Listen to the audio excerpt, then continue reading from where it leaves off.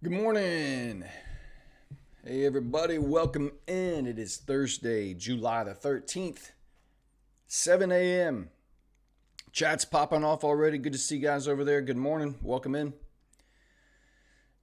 So grateful you guys are here with me again today. We're going to watch the markets. Venator Trading taking $10,000 in funding all the way to $2 million in funding by the end of this year, hopefully. And I'm just here to try to help show you guys how you can do the same thing. Start with a small account, stack them up, and change your life. So glad you guys are here. Crazy day yesterday. A lot of stuff happened, but won't change anything that's happening here. We're going to be here every day, Monday through Friday, trying to find our trophy buck setups, sitting in the tree stand, getting into the woods, and just waiting, being patient, and seeing what we can find, seeing what we see. My goodness, I don't know if I'm going to be able to keep up with the chat already. John, good morning. Spiffy, David, Adrian, Boris, Corey, Aditya, Candle Slayer, Peter. Good morning to all of you guys. I'm so glad you're here. Welcome in to the stream. If you're a first-time viewer, so glad that you came to watch. If you saw the interview yesterday and you're just kind of here checking stuff out, you are welcome here. There's a seat at the table for you. So the more active you are in the chat, the better it is for the stream. So introduce yourself, say hi. If you have a question, drop it in there. There are a lot of guys in here that have been in here for quite a while now, and if I don't get to your question, some of them probably can. So, but man, some of you guys are already hunting, and you're looking at the pair that shall not be named right off the bat, and you're making me want to go look at it. And but I did see this nice little setup here on GJ. It has grabbed our lower side liquidity. It's hung around, it's retraced, pulled back, grab liquidity here. We've broken through with quite aggressive displacement here. We've left behind a fair value gap inside of that breaker. And we still have relative equal highs up here that it could be aiming for. So I haven't called it yet. I'm just sitting here waiting. I want to see what the next 15 to 30 minutes gives us, and then we'll go from there. But glad you guys are in. Just checking over here in the chat. Jack, good morning, buddy. Dan, hello. Jack was kind of a setup on EUG this morning. However, it didn't really leave. I saw that. I had to get up with my dogs in the middle of the night. They had to go to the bathroom. I slept like crap. So I'm going to be yawning all the way through this one today, probably. But yes, EU and GU both had a similar setup overnight, but it didn't leave any kind of fair value gap. So you see this drop down as London opens here. London drops down, grabs this sell side liquidity, rebalances some of these gaps over here, and then it takes off. And I would probably want to be using this little, either these three candles or this candle up here.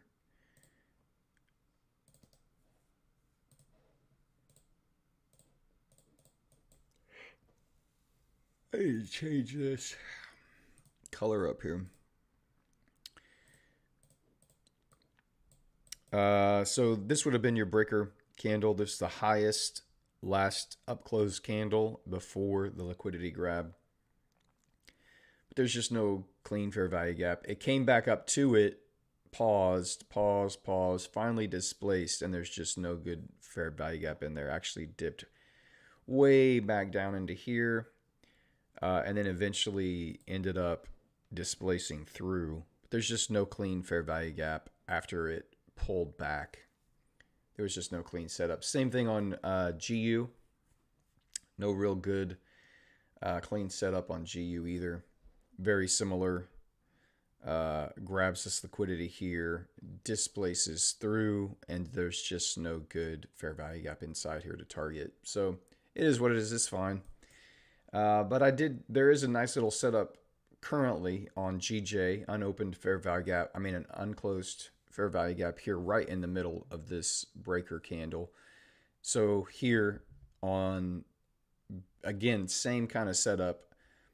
GJ drops down here during London, displaces through. This last up close candle is what initiated this run on liquidity right here. And then we get displacement, aggressive move away after we grab this liquidity. And so I may call this out here in a little bit. I don't want to do that right as soon as I get on the stream, but that could be a nice little play for us today. Oh my goodness. Ugh, gotta wake up. Big news yesterday, but then all the indices, US 30 pulled back, filled in the entire balance of that move up yesterday, and has since consolidated. S&P did not pull all the way back and has since made a new high, and NAS, as you can see, has made a new high. So interesting to see US 30 not make that high yet, but S&P and NAS have. So if these are going to pull up the market, then you could expect US 30 to rally here, depending. We still have news again this morning. There's more PPI news coming out and some unemployment numbers that are going to be dropping at 8:30 New York. So we're going to, at least on dollar pairs, so we may not be taking any setups until then. This GJ trade does look really nice, though, so we're just going to watch it. Let me get back over to the chat. I know more people are popping in. Aditya says, today you might receive some more than usual traffic. Probably, yeah. So I didn't think that interview was going to be dropping until next week, and so when I found out yesterday early that it was coming out, I kind of figured that today and tomorrow we'll probably have some new watchers, some new viewers, and I'm grateful for it. Hope they come in. I hope they find it useful.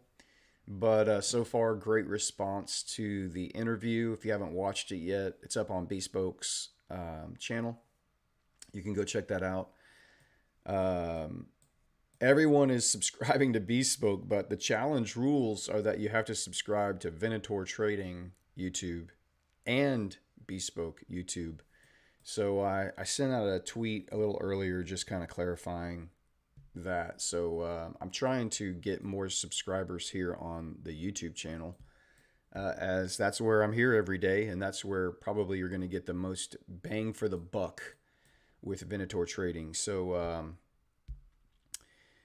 for the people, if they don't subscribe, it just gives all of you guys a better chance here for those for that giveaway. They gave me 5 challenges to give away. So they asked if I could do pick a couple from the comments from the actual video, so it'll encourage people to go over there and leave comments and engage with that.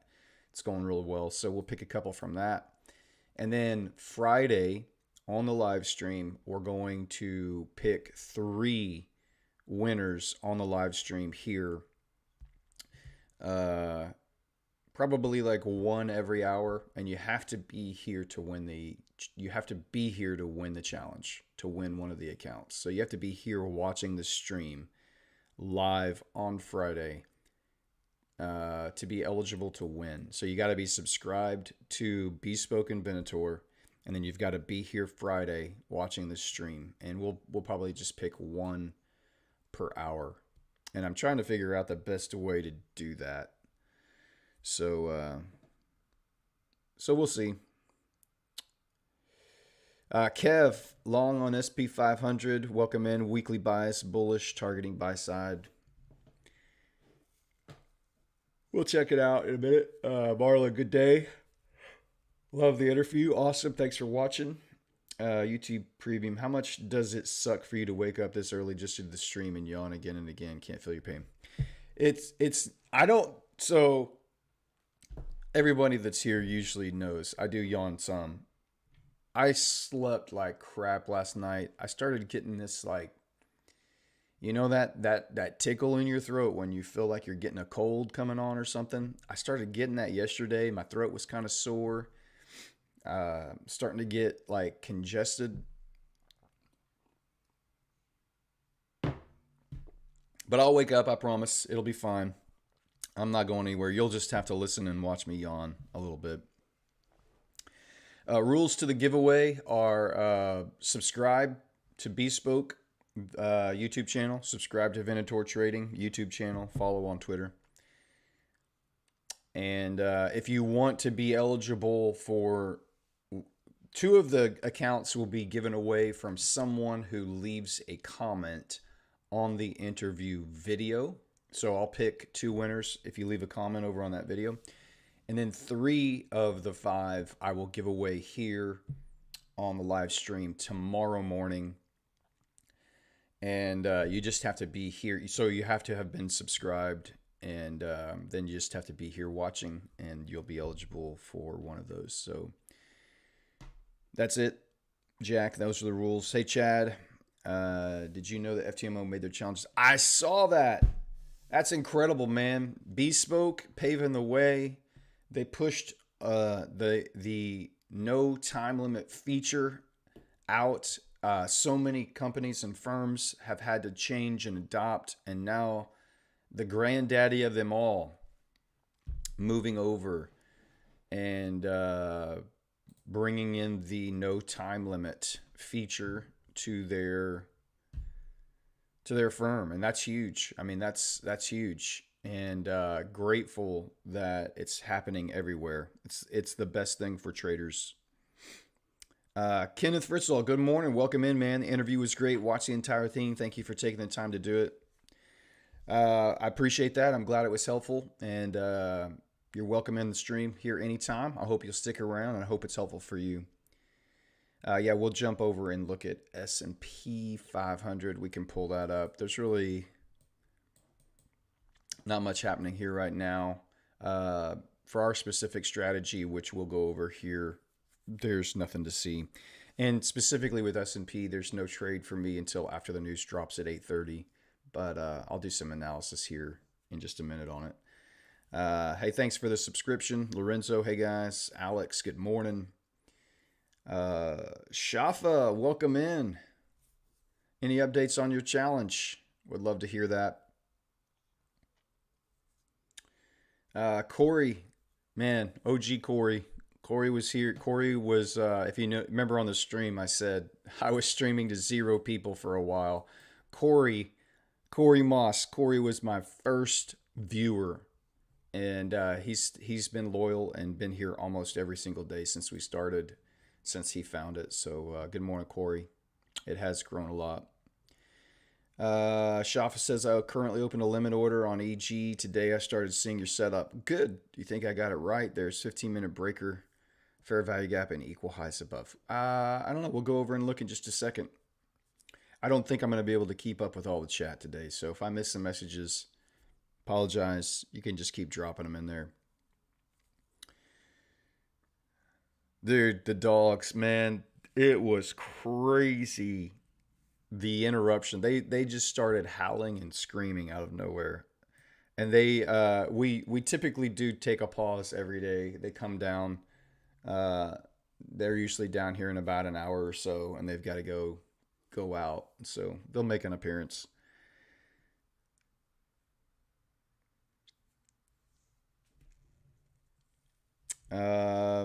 Yeah, I don't know. Has my Forex funds shifted all the way over to unlimited time yet?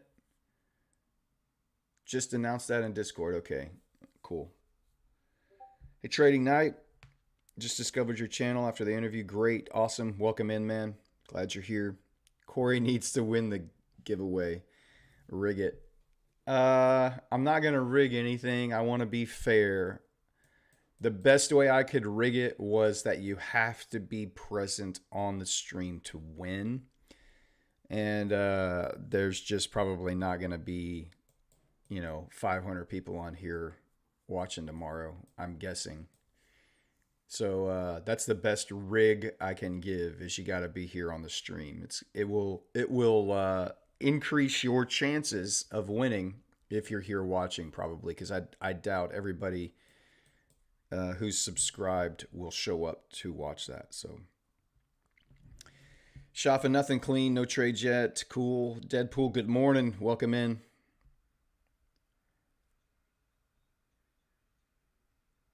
My Forex fund's not changed yet. Yeah, I didn't think they have announced any change. I know they had put up some kind of random question the other day about it, but or they put up some kind of advertisement. It showed like a billboard and some numbers getting ripped off, or but I don't think I ever heard any follow up on that.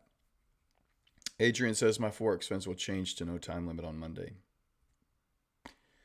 Ah, dude, it is the way. It's the future, and it is the best. It's the best news for traders when you take away the time limit pressure. You have eliminated one more excuse that you that you can use to keep failing challenges. From now on, if you're failing challenges from here on out consistently over and over, it's not because of a time limit. All these firms are adopting it. There's plenty of challenges out there. There's my Forex funds. Listen, I know they have some slippage issues, but they have 12% drawdown. That's huge, man. That's huge, but I know their trading conditions, like actually live with the slippage and stuff, has been an issue. I'm not sure if it still is. I don't use them. I failed a few challenges with them back in the day, but because now that if they are truly going no time limit, and FTMO is as well, it is going to put a lot of pressure on some of these newer firms. They're going to have to come up with something else, some unique position to kind of for their firms to kind of stand out now. So we'll see what happens. Jack says if I win, I'll donate my challenge. Look at you, Jack. Corey, you're getting a double entry. You're getting 2 entries, Corey. Jack is giving you his entry. Anybody else want to donate their entry to Corey? I'm sure he would appreciate it. Oh, all right. 30 viewers. That's awesome, man. Way to go. Glad you guys are here. Hit that like button. I don't ask anything of you except just to support the channel, and you can do that by just hitting that like button every time you pop in. So glad you're here, and stay active in the chat. We're going to jump over and do some analysis. All of our higher time frame targets have been completely crushed as of yesterday. So where do we go from here? It's a great question. On the dollar, for the last several weeks, we have been bearish on the dollar. Even in this little pullback right here, we have been bearish overall on the dollar. We were anticipating this fair gap to hold everything down. It did. Once these daily fair value gaps here failed, the inverted fair value gap failed, and then the bullish fair value gap here just failed, came back up, retested, fell away. This fair value gap didn't give up any kind of pressure. And we immediately began to look at these relative equal lows here and the relative equal lows here, and we are just falling off of a cliff on the DXY. We're inside of this larger monthly fair value gap here on the DXY, and there's another one. If it wants to fill this in, it's got a little bit further down to go here. And if it wants to fill this in, then there is another monthly right here, fair value gap. And I'm going to make this red just to keep it consistent. Oh, it's a wrong red. Which one is that? Oh, it's like pink. Okay. It's over here. Something like that. Anyway, so we have a monthly fair value gap we're inside of right here. You never know if it's going to come all the way down. It's definitely reached 50% of that now. It's grabbed a massive amount of liquidity under here. But until it shows signs of reversing, we're going to remain bearish on the DXY. Now, that doesn't mean you won't get some bullish retracement here after making such an aggressive move down. You see here on the weekly, we're inside this weekly fair value gap. We popped through it, and we could anticipate now a pullback up into some of these levels here and inside that inverted fair value gap, and we'll see what happens when we get down there. And then we have another weekly fair value gap down here inside this weekly order block right at the top of it. So, you know, all of our week once your draw on liquidity has been reached on your higher time frame, you can move neutral, and now you're just watching to see how the market responds, and you're just going to wait for a grab of liquidity, displacement away, and then try to identify your breaker. That's what we do every day. But yeah, dollar is super weak. S&P has taken out yesterday's high. If it displaces below this candle right here, you could have a potential downside move. But with it being very still much bullish, you would be looking for a move to the upside, which means you would be trying to identify runs on liquidity to the sell side, which would have happened here. And then you get a push up, displacement away, but this would be your breaker, which it's already tapped into, but there's no real clean fair value gap inside there. Not on the 10-minute, and really not on the 5-minute anywhere either. So no good clean move for me according to my strategy. Now, you don't have to use my strategy. You're more than welcome to watch the stream, but the strategy that I laid out in the interview, the breaker block strategy, is the one that we use. And so for me, there's just nothing here on S&P. I'm content and happy just to watch and wait. 7-day payout might be on the pipeline. Yep, 7-day payouts, shorter payouts. You could also, there are like my Forex funds, and there's a couple other that actually give you a payout on your challenges. So not only do you get your refund, but you also get payouts from your challenge profits. It's usually like 5% or 10% of the challenge profit. So, you know, on a 10K account, you're going to make 15% profit total, right? So that's on a 10K account, that is what, $1,500, and you would get, let's say, 80% of that. So no, I think it's more like 10% or 20%. I don't know. But paying out on the actual challenge portion plus your refund, that could be something more firms start doing. Allowing cheap account resets, you know, not having to start out, like if you're in phase 2 and let's say you're in like 7% drawdown and you just want to get back to break even and you don't want to take the time, maybe giving people an opportunity to, you know, instead of just waiting to breach the account and paying full price again, there is a fee that you could pay to reset your account back at phase 2, whatever phase you're in. That could be something that people start doing. You see more of. Look, competition among firms is great for us. It's so great for us as traders when firms start competing against each other. There's only so many things they can do they have to manage risk on their end, right? They're obviously in this for profit. They're trying to make as much money as they can. They have 2 avenues in which that can happen. They can either copy trades by either finding good traders and copying them, or reverse trading bad traders, which there's a ton of them, or just revenue off of purchase challenges. So those are the way they make money. And the more traders that are buying challenges and failing, it pads their bottom line.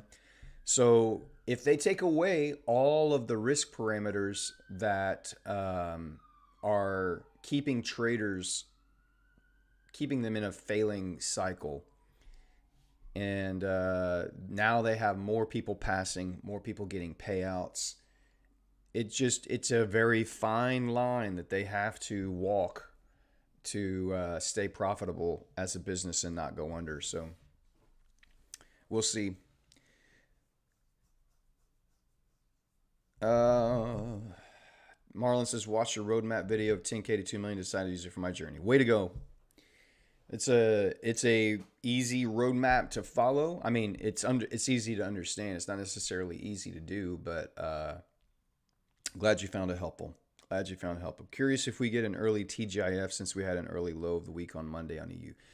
Potentially. I mean, it is setting itself up to get a nice reversal. You can see on the euro dollar, we've reached up into, we still have this swing high, and then 50% of this large volume imbalance, this gap here. On the weekly time frame on euro dollar, perhaps we pop up there today, grab that, and then today and tomorrow we give a little retracement. You can see it's just offered nothing but buy side pretty much this entire leg up, especially yesterday.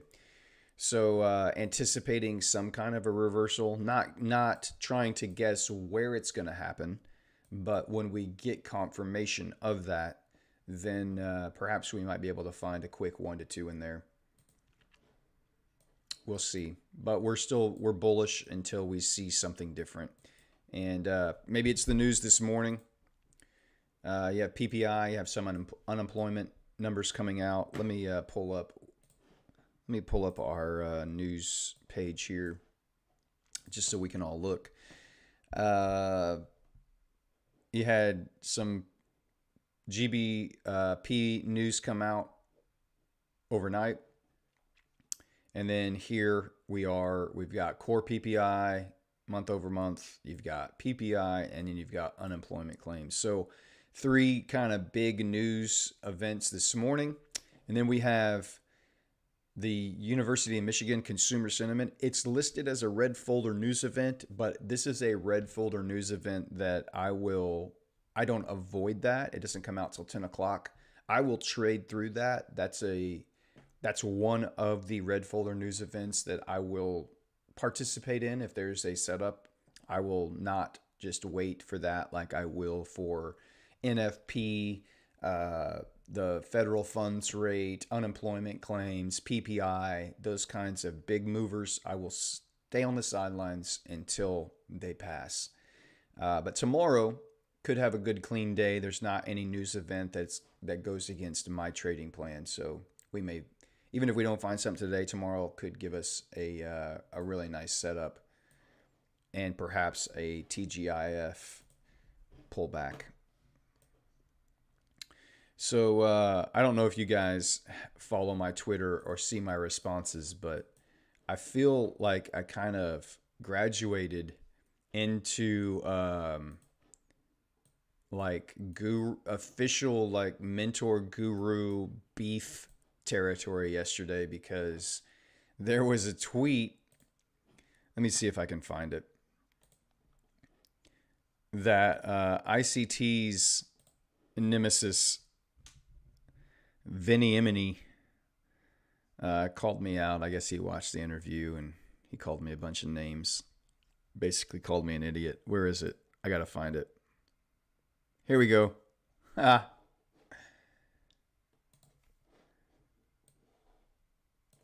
Vinny Emini. I grow so tired. I'm not even going to read this. I don't even want to say this crap on my stream, but you can read it. Never seen anybody run a small account challenge to fully live stream recorded on YouTube. STFU Muppet, you're still broke AF drawing lines. Mads went after him for me. It's fine. But anyway, I was like, holy man. I mean, why is this guy Why is this guy stalking Bespoke's interviews and then just calling out a guy with 500 followers on his Twitter page? It's pretty funny. Uh, anyway, thought that was I was like, oh man, I've kind of officially graduated into uh, my first mentor beef on, but I don't get into them. I didn't respond. I even just said, hey, whatever. I haven't watched every YouTube video. I'm sure somebody may have done what I'm trying to do. I never made any claim that people haven't flipped small accounts on YouTube before. I've never seen anybody start with a prop firm, start with their smallest account and stack it to a maximum funding level. I don't think I've ever seen, to my knowledge, I've never seen that done on YouTube, and that's why I started this. So evidently he took it the wrong way and was completely offended that I didn't recognize his small account YouTube video flip, small account flip on his YouTube channel. So I don't know, man. It was crazy to see him pop up there and start making comments on that, but it's really weird. Let me jump over here back into the chat here. Fundamental analysis. Not really. I mean, I'm aware of the fundamentals, but it's not like I don't necessarily use them to anticipate a move for the day. I'm aware of what's going on in the world, and the market's going to move to liquidity, and so we're just trying to identify where those liquidity runs might happen. So no real fundamental analysis there. How does drawdown work? What's your question, John? How does drawdown work? On the challenges, like how they calculate it? What's your question there? Help me out.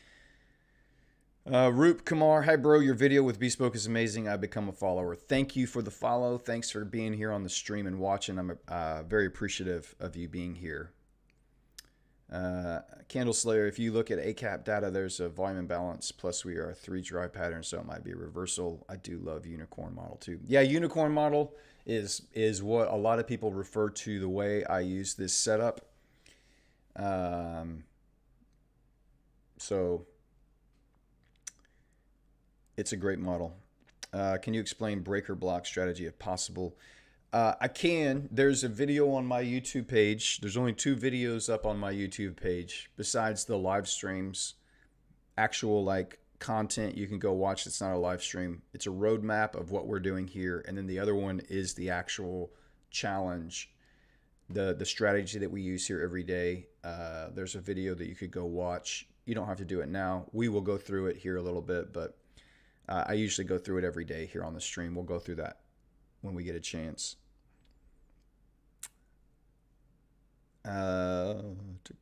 Watching Aussie dollar. I thought about Aussie dollar instead of GBP JPY, but we've already got $2 pairs, euro dollar, pound dollar, which I love trading, and we've got US 30. So GBP JPY, not correlated to the dollar, gives us an opportunity to potentially use something non-dollar related when the dollar pairs or when news is holding us out of the market there. So we can look at it though. I always, if people ask me to look at something on the stream, I will try to get over there.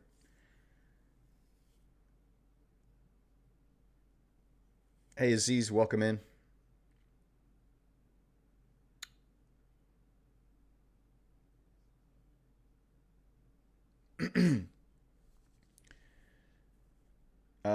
Barry, yo, which prop firm though? I mean, I highly recommend Bespoke. Bespoke is fantastic. It really is. My Funded FX is also fantastic. They're probably two of the best in my opinion. They're newer, but they really have been disruptors in the industry. Smart Prop Trader, also really good. Funded Engineer is starting to grow, but they're very new, and so I'm just kind of waiting and watching Funded Engineer right now. Of course, the Funded Trader program just introduced no time limit on their two-step classic challenge. You still have time limits on all of their others, like their Royal Challenge and whatever else they call them. But they did introduce a a way to do no time limit with their classic. I think the only downside was that it's like 10% profit target instead of 8%, which is higher. I mean, why do that when there's firms that offer 8% profit target instead of 10? So we'll see what FTMO brings. We'll see what my Forex funds brings. But good time to be a trader. This true. I've tweeted this several times. This is truly the golden age for prop firm traders right now. And you know, will regulation come in? Probably at some point it will. And will that change the game? Probably. I don't know how it couldn't.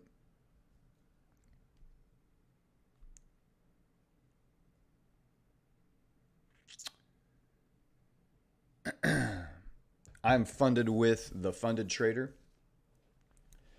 That's and I'm funded with Bespoke currently. And then once I finish this challenge with Bespoke, I've actually kind of pushed pause on my other funded accounts because it's uh, I'm using higher time frames on the other ones because while I'm here on the stream, I'm trading these accounts and I don't have time to manage the other ones. And so I've kind of just pushed pause on the other funded accounts I have, and I'm just focusing on this challenge right here, right now. Yeah, I mean, I think there's always going to be people out there who hate you and just try to tear you down. It doesn't bother me. Aziz, the way you broke things down in your first video is very nice. Thanks, man. Appreciate that. Deadpool, you're one of my fave traders. Don't like these guys on Twitter. I won't. It's just funny. I really just kind of got a kick out of it, actually. I was like, man, I guess he felt like I was doing something good enough that he needed to let everybody know what a sucker I am. So, hey, sharpening my entry, new subscriber. Thanks, man. Appreciate the follow. And thanks for being here watching the stream. Trading night, my biggest struggle was to always hoping for the big risk reward. Now, after seeing more and more profitable like you getting paid out by just targeting 2R has kind of opened my eyes. Dude, it is so... It changed everything for me when I just focused on the low-hanging fruit. Just, you don't need to take the huge bites out of the market. Just focus on the low-hanging fruit. That's all you need to worry about. So keep your eyes there. Lower the amount of profit that you need. Look, 1 to 2 risk-reward ratio, 50% win rate. You're going to live like a king. I promise you, you will. Yes, on the challenges, I've asked different traders about prop firms, and the naysayer hole pokers tell me that the drawdown is the gotcha. It is. This is why, John, I was talking to you the difference between futures and Forex. On a futures prop firm, the drawdowns are extremely tight. Extremely tight. So for bespoke funding, on the challenges that I'm doing, they have an overall maximum account drawdown of 10%. So once I go past 10% drawdown on the account, I've breached the account and I have to start over. I lose the account, it's done. They have a 5% daily drawdown limit, meaning if I lose 5% in one day, I violate their rules and I lose the account. The futures are even more aggressive. They're like 2% drawdown on the daily and like 4% drawdown overall. And they're just super, super tight. So that's why I like using the Forex prop firms, because you can still trade the S&P, US 30, NAS. It's not the actual ES, YM, NS contracts, right? It's not all of those. Uh, but it is highly correlated. They move extremely close together. The prices aren't exactly the same, but you pull up a US 30 chart and you pull up a YM chart, and you're going to see that they move basically in the same way. But you don't have the drawdown restrictions that you have on futures. So that's how the drawdown works. That's why I would prefer to go with a Forex prop firm over a futures prop firm. But we'll see. My Funded FX is starting My Funded Futures, and it's supposed to be coming out in the next week or so, I think. So I'm excited to see what they offer. That may really put some pressure on some of the legacy futures firms like Top Step and others. It could put some pressure on them. I agree, Sasquatch. Bespoke is great. Their support is superb. Everything about them has been spot on. I am spiffy. I have currently dropped gold. It may come back. I just we're separated right now. We just needed some time away from each other, me and gold. So we're just taking a break. Sometimes it's a love-hate relationship, and it's so intense that you just have to take some time away from each other, if you know what I mean. You don't show Lambo. I wouldn't even buy a Lambo if I could. I don't like Lambos. When I think about transportation, it's very much utility for me, and I would rather have luxury than sport. And I know Lambo kind of is like luxury and sport, but I don't know. I'm not like a super big attention getter. And if you're driving around in a Lambo, it just says, look at me. And I don't want that attention. I don't have Lambo money. I promise you. Uh, Even though I'm profitable and consistently getting payouts, I do not have Lambo money. I've got 4 kids. I had 2 weddings last year. I have 3 of the 4 going through college or just finished college. Believe me, I've got plenty of other things on my financial plate that a Lambo is not in the picture.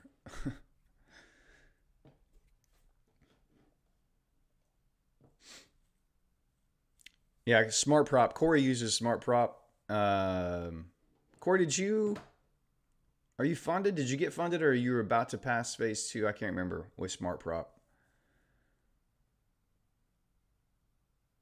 Michael says, I think what I would like to see at this point is for EU to take out the old weekly high inside that volume imbalance and then drop on news for a short setup. Yeah, this old weekly high inside there could be what we get a little reversal on. I just need to see. I'm gonna wait for the news and see what we get. It's still creeping up pretty. You had the big move up, and then it's just dripped up higher and higher. It's just climbing and digging into all this liquidity here. So we'll see how much it wants to eat before it rolls over and gives us a little retracement. ES and S&P basically move the same. That's exactly right. Satria, sorry. If I mispronounce your names in here, guys, I'm sorry. I apologize daily. I always butcher somebody's name. So if you spell it out phonetically, I might get it right. But Satria, all great with BSO except the dashboard. Yeah, but I saw some pictures recently of a new dashboard they're working on. So I don't know if it's out yet. Baloo, hey, bro, I just started into prop, just bought small account, hope I can do it. Well, Baloo, Rondov, this is the place to be if you need help passing a challenge, man. I want to help you. If you've never taken one before, they are not as easy as it looks when you first are introduced to prop firms. You get stars in your eyes, you get dollar signs in your eyes, and you just are like, I can go do this. I can go pass this challenge, and I can get funded. And that's not necessarily It just doesn't happen that quickly. So be patient. I promise you, if you'll just limit yourself to 1 to 2 trades per week and only take those A plus setups, you will have a way better chance at passing that challenge. Your interview inspired me to think, why not to be funded, especially I'm working on a small account, makes no respectful revenues. It's so hard to trade a small personal account. It really is. To make any kind of impactful, life-changing money, and you're trading a small account, you can't be taking withdrawals. You have to constantly be flipping it all the time. Like, you've got to be shooting for 100% gains multiple times in a row until you can get that account to a place where it can provide, significant living kind of money. And that's where prop firms have changed the game, man. You can take that same, let's say you have $1,000 in a prop firm or in a brokerage that you're trading with right now. You could take that $1,000, break it up into 10 units, so $100 a piece. You could buy 10 10K challenges. Just buy one at first, try to pass it, you fail it, buy another one, pass it, fail it, buy another one, pass it, fail it. But on your fourth one, you've spent $400, you pass it on your fourth one, you get funded, you make 8%, you now have made $800 profit. You've only spent $400. You get your refund back on that account you passed. You've already made more money just on using less than half of your overall funds that you were going to use for your personal brokerage anyway. And you've nearly doubled your account size. So it just makes so much more sense to use other people's money to help fund your business.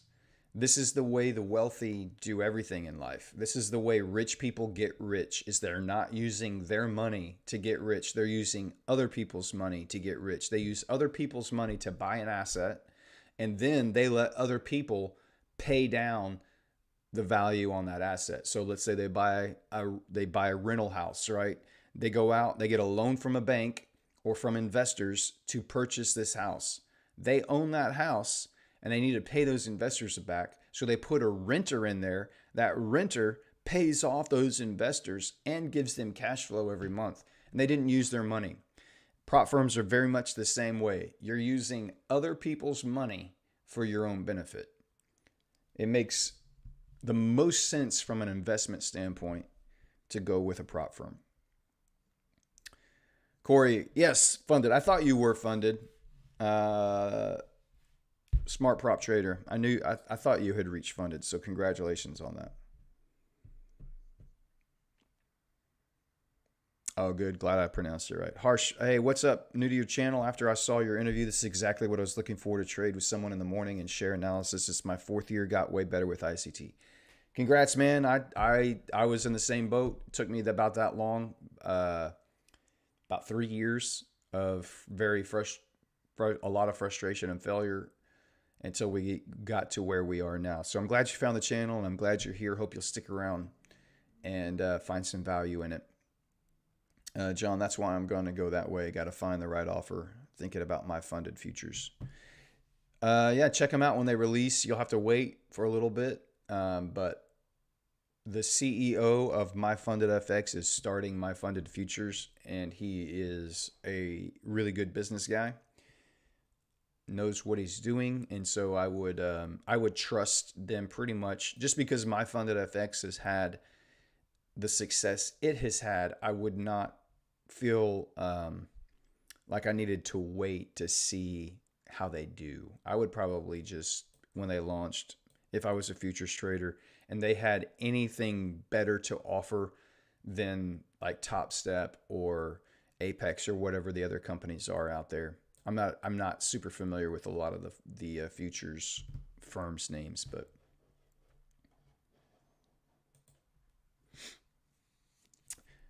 all right, GBP.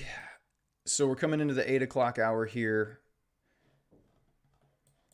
I I kind of like this setup on GJ.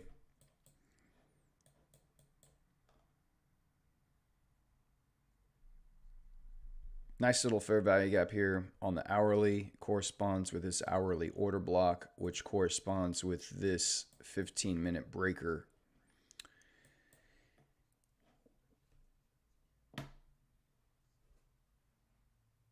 So we'll see. I'm still not ready to pull the trigger there yet, but oh, first yawn in a while. If I stop talking, I start yawning, so I better just keep talking.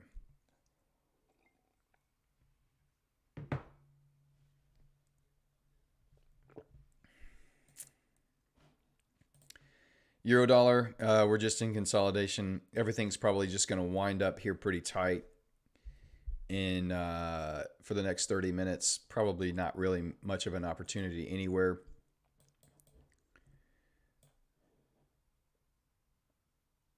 US 30 has grabbed this buy side liquidity here, but we failed to displace below this low. So there's really nothing there. S&P grabbed its buy side, and we have not displaced lower. So there's no reversal there yet. We also have grabbed some sell side, but we haven't had displacement higher. NAS just in a nice little tight box here. EG. Somebody was talking about EG. Let's see. What do we see on EG here? So overnight, we had a run on liquidity. As London opened, we displaced through. Not really any good fair value gap in there to target. This candle closed and filled that fair value gap in. You would have been using, geez, it's just kind of hard to find a good breaker in there. All of these down close candles are what initiated this run up. We also didn't grab this liquidity up there. I don't know that there's anything there on EG that I would have been super excited for. This is the breaker from yesterday,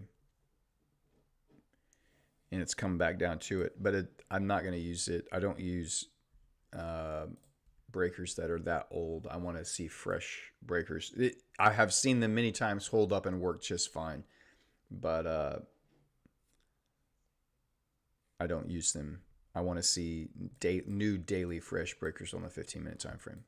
So for me, if we're thinking EG is going to roll over here, I would want to see a push up above these highs or these highs, and then see displacement down and see if we get an opportunity in there. EG just always feels like it's moving sideways to me. I don't know why you guys like it so much. It always just seems super choppy. I don't know. Maybe not. It's definitely not an official pair that I watch and trade, but I put it up for others. Somebody else had said they saw, I think it was Aussie. We'll go look at Aussie dollar.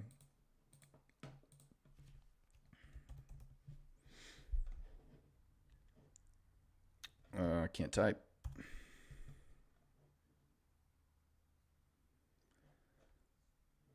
Here we go. Right in front of my face.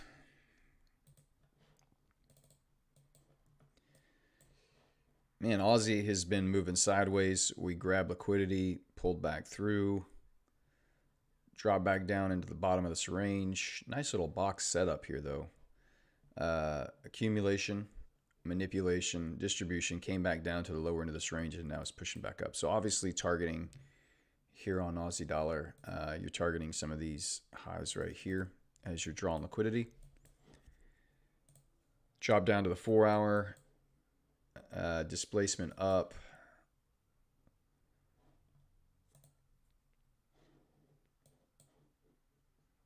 I mean, it's just been offering nothing but buy side currently. So if you can see some run on some of these lower level liquidity levels and then get another move up, you might have an opportunity. Right here would have been your best opportunity. Had this dip down in the London session, It displaced through, leaving behind this fair value gap. It didn't pull back in far enough. I would have wanted it to come back about 50% of that breaker. It didn't, and then it just took off. So I don't see anything else there.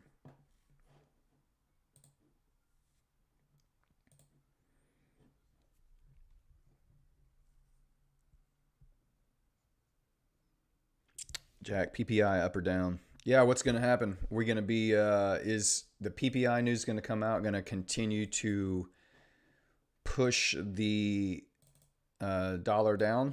Are we going to remain bearish? Is it going to support the idea that the feds won't keep raising rates? They've said they're going to keep raising rates. So is this PPI and unemployment news? What's it going to do to the dollar today, chat? What do y'all think? Will we continue to drop? Or are we going to see a push up on the dollar after this news? There's no right or wrong answer. We just always like to take some guesses and see who's the smartest among us. And by smartest, I mean completely lucky.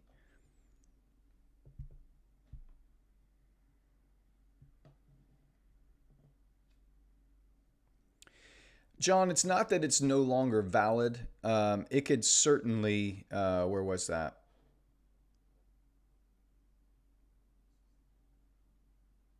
No, I don't remember. What pair was that on?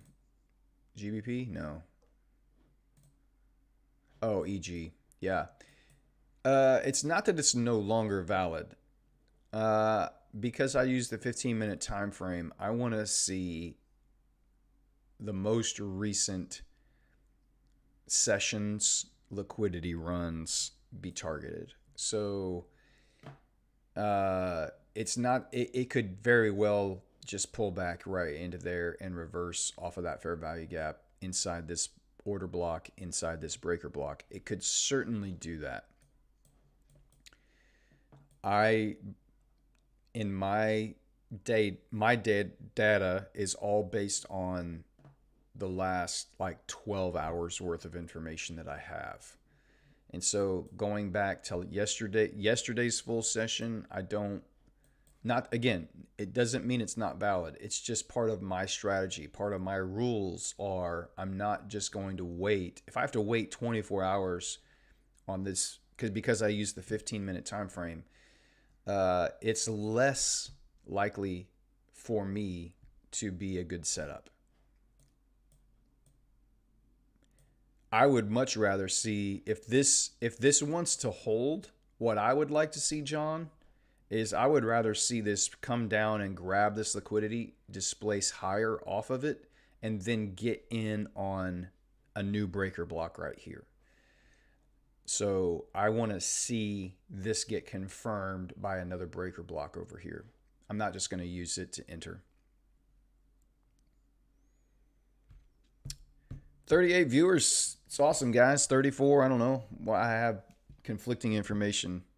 My live stream chat says 38. I use my phone also just to kind of, if sometimes this live chat stream that I have connected doesn't always go as quick or it misses some stuff. And so I always have my phone over here with the live chat up too. So phone says, oh no, it says 38 too. Okay.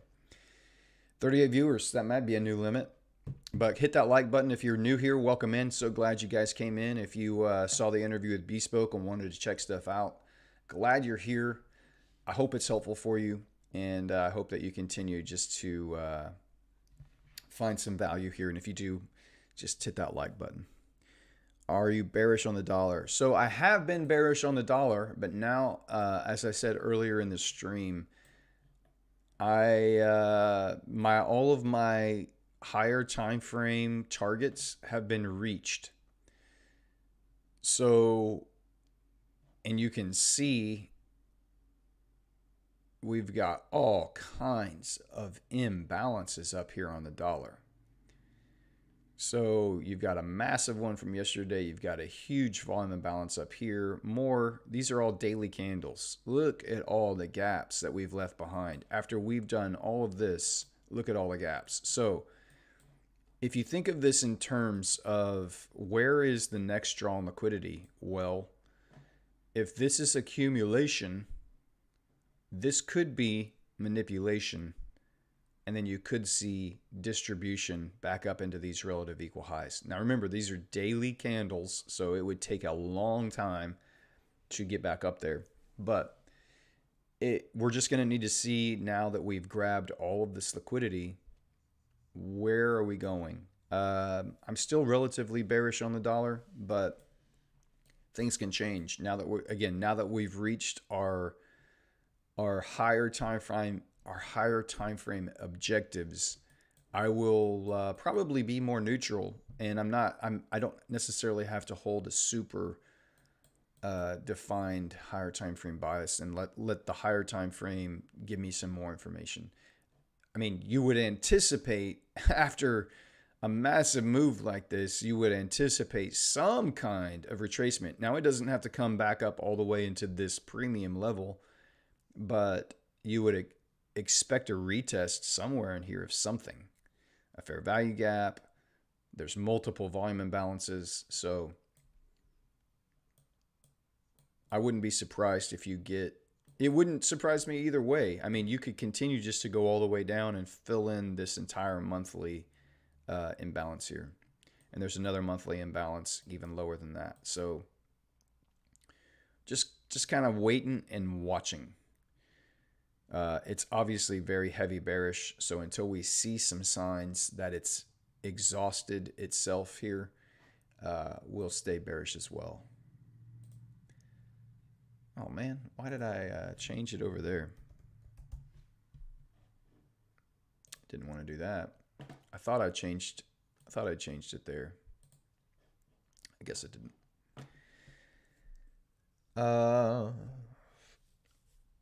Aziz says, switching my trading style to the higher time frames has lessened pressure and stress a lot. Dude, getting off the lower time frames, if you're struggling as a trader, excuse me, you're struggling as a trader, failing challenges, getting off the lower time frames cleans up so much.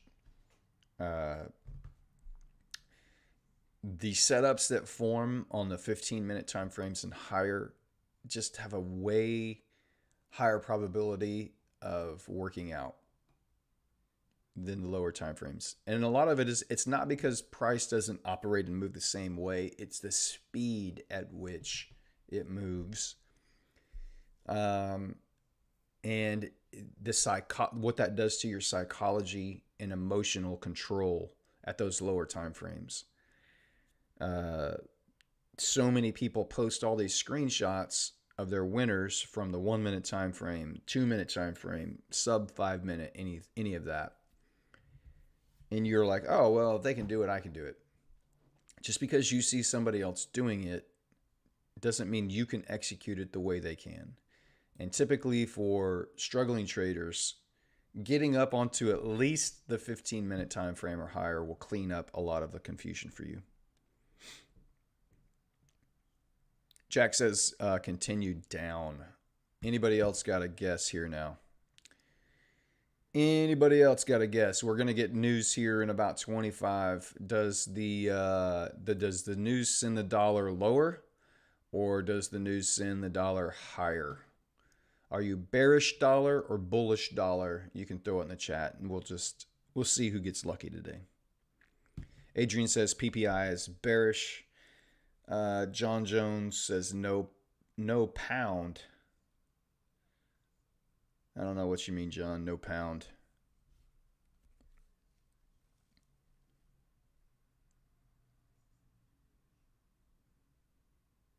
It was from yesterday. Still not following. I must have missed it. Oscon Gaming, new here. Do you use ICT strategies? I use the ICT breaker block on this live stream. I do use other ICT concepts in my other funded accounts, but here we strictly use the breaker block strategy. And welcome in Oscon Gaming. Thank you for being here and watching. I hope you find some value here and stick around for a little while. 42, really, I missed it. Cool. How do you handle the L's? You just have to keep a long-term perspective. I am focused on my next 100 trades. The only thing I'm worried about on the trade in front of me is, did I execute it according to my rules to the best of my ability? I don't care what the outcome is on the next trade. I only care what the outcome is on the next 100. You have to keep the long term perspective in play. If you have an edge in the market, it's all about probabilities, and your edge will work in your favor over the course of a large sample of trades. Any one trade has a random outcome, but statistically speaking, 100 trades, you will be able to see the edge play out. So every trade I take, I'm not worried about that outcome. I'm only focused on my execution of that trade. Whatever the outcome is, it will be what it will be. And I'm only going to be concerned about the larger sample size. So I don't, like I said in the interview yesterday, I don't want to lose. I don't like losing. Everyone hates losing, but it's part of this business. You understand. And I know I have a 50 to, well, currently it's just above a 55% win rate. I know that I'm going to win more than half of my trades. So when I take a loss, or like right now, we've taken 2 losses in a row, it just gives me more confidence that a winner is about to happen, because I know statistically speaking, when I execute this strategy the way that I do, more than half the time it produces a winning trade. So the breaker from yesterday. Yeah. Got you now. Dollar up, says Roop. Roop's going to say we're going to get a reversal here. Any other reversal traders? Anybody else think this news is going to give us a reversal and we're going to pull back today and tomorrow on all of this huge move? Anybody else? We've got a couple bearish. Jack's bearish. Adrian's bearish. Roop is bullish.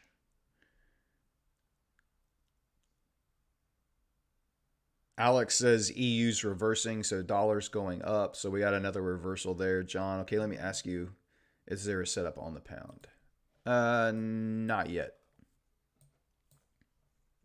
No setup on the pound yet. 15-minute time frame. We haven't really seen a, this is to me not a good enough draw on liquidity, a run on liquidity right here to get that displacement. And you would have to use all of these candles as your breaker. Your fair value gap's way up at the top of it, so no setup there. You would either want to see a run on this liquidity and then a displacement up, or you would want to see run on this liquidity and then displacement down, John. So we're going to need to wait and get more information on that on GBP. Danny, what do you think of silver bullet strategy? It's similar with your strategy. I don't even know what the silver bullet strategy is. I haven't watched any of the recent ICT stuff. I've heard a lot of people talk about it. It's a macro timing. It's a macro time frame entry, from what I understand about it. But I don't use it. Don't know anything about it. I know what my concepts are, and I know what my trading strategy is, and so that's the one I focus on. So, but I don't say that to dog it. So don't hear me say that that's a bad strategy. Again, y'all, I'm not here to convince you to use my strategy. I'm not here to convince you to switch up what you're doing. If you have an edge in the market, a lot of the times you're failing. It's not the strategy that's failing you. It's your execution of that strategy that's failing you. It's your emotional control. It's your self-discipline. It's the mastery of yourself that's keeping you from passing most of the time. Now, I have gotten a lot of messages recently that tell me there's a lot of people out there that don't even have any strategy. They don't have any risk management plan. They're very much beginner traders. Well, great. You can use this strategy. It's super simple. But I'm not here to dog any other ICT concepts.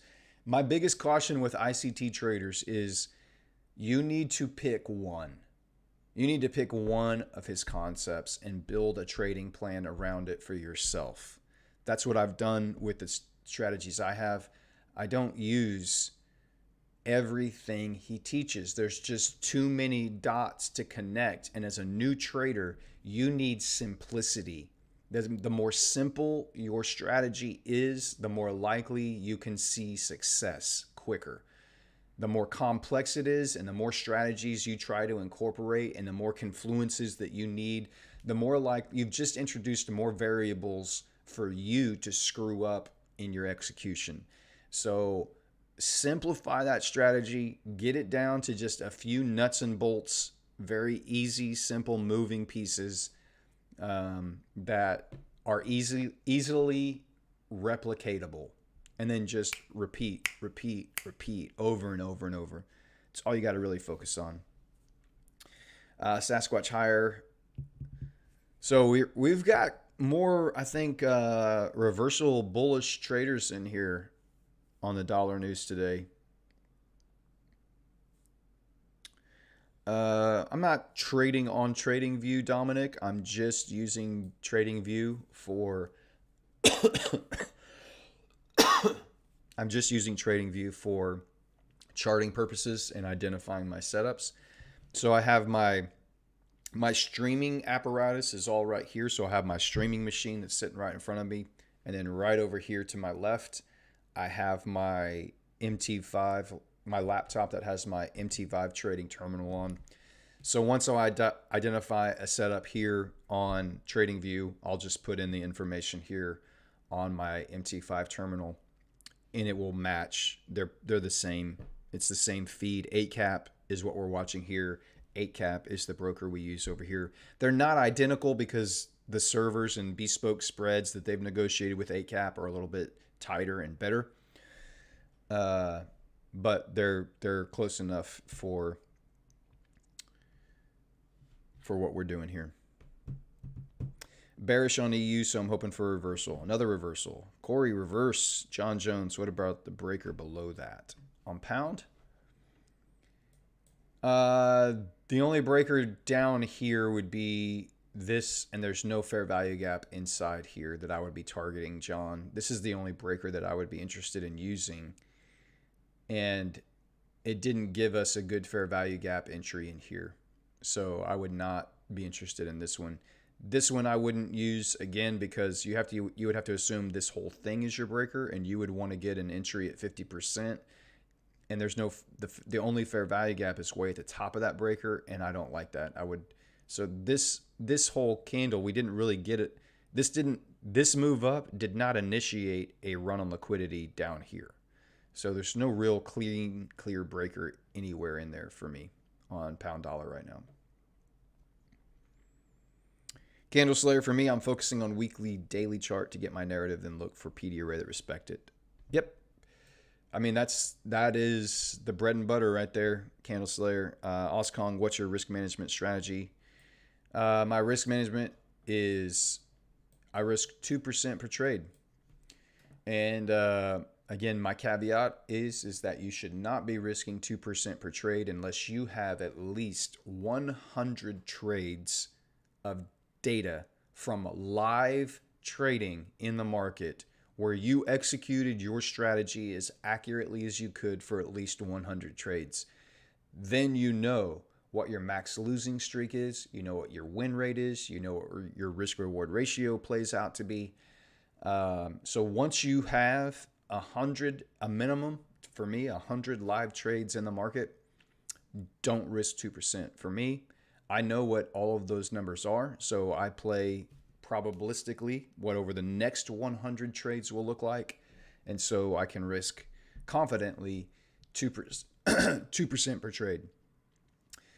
That allows me to lose 4 in a row, which is my maximum losing streak over the last 100 trades is 4 trades in a row with this system.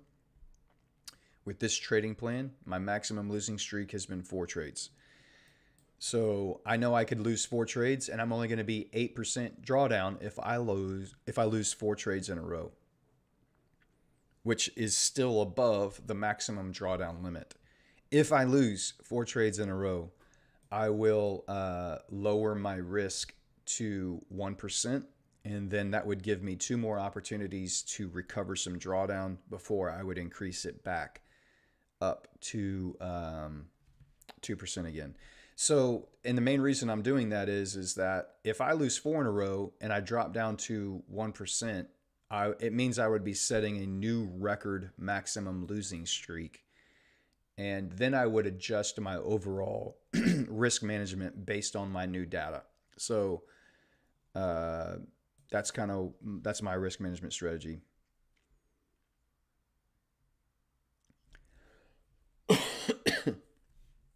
No, I don't use NinjaTrader. I've never used NinjaTrader.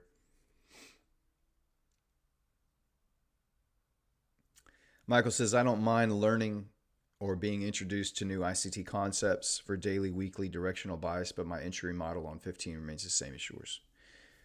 Yeah, and it's not even just ICT for me. There's a lot of traders that I will look to and watch that I appreciate their content, and I agree. I'm still learning. I'm not an expert. I'm not setting myself up here on this stream as to be an expert professional trader. I'm professional in the fact that I'm funded and I consistently receive payouts, yes, but I don't consider myself an expert. I am still a student. And if you ever get to a point where you think there's nothing else for you to learn about trading, you're pretty close to experiencing some failure again. So I think there's a lot for me still to learn. There's still people that I like to listen to and watch their content, especially how they think about higher time frame draws on liquidity, bias, all that kind of stuff. So the ICT stuff, I just haven't really even watched much of his 2023 his streams and kept up with his stuff much in this year at all. So I did very early in the year, and then it got to be too much, and the temptation to just incorporate every new shiny new toy that he would introduce, every new concept. I had to pull away from it right now. You bet. I'm glad I can help. Appreciate the answer. Yeah, sure. We've got about 12 more minutes here, and we'll be getting our news.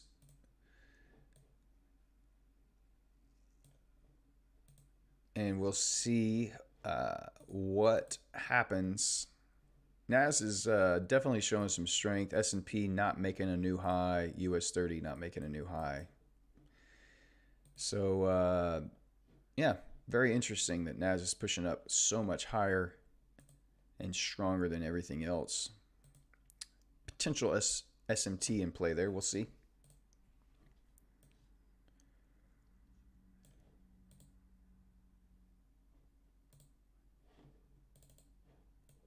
Get back up here on the 15-minute, or down here on the 15-minute time frame.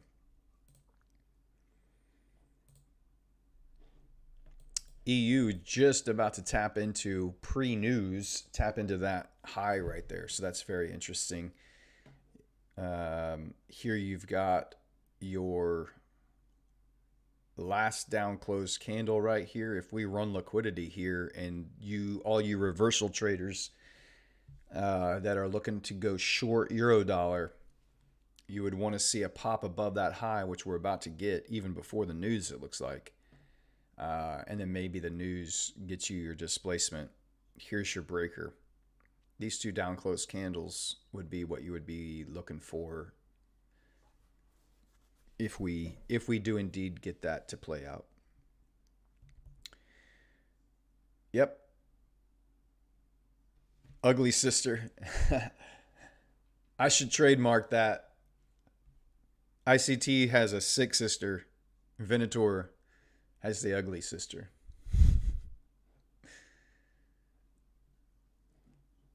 Again, I am a amateur streamer. I'm only 2 months into streaming career, so it's live. You're gonna get all of the raw newbie mistakes from a streamer. So I'm pretty impressed with myself that I can even operate this every day. I'm 48 years old, man. I'm reaching the age where I'm gonna start needing my grandkids. I don't have any grandkids yet. I wish I did, honestly, but I don't. Uh, but they're gonna have to start helping me with my all my technology here pretty soon. That age is fast approaching.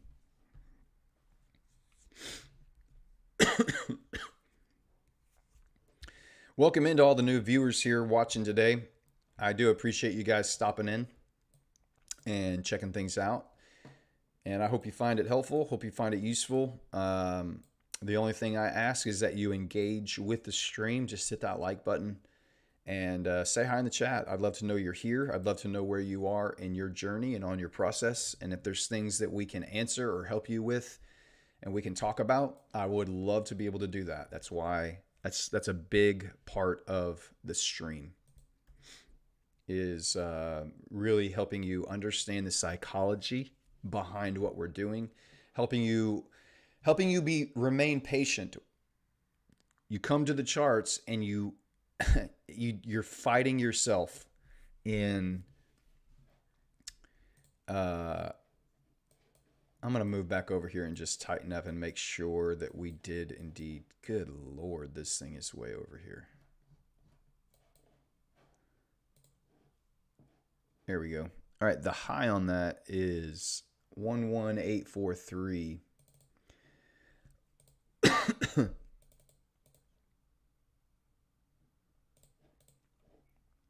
That's the high. All right, now we can go back over here and let's get back. So we have indeed, I think, just tapped into that liquidity on euro dollar. Yep, we have broken that high and grabbed liquidity.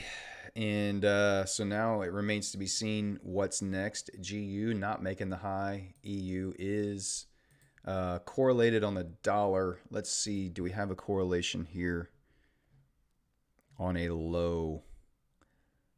No, we don't. The low on the dollar correlated would be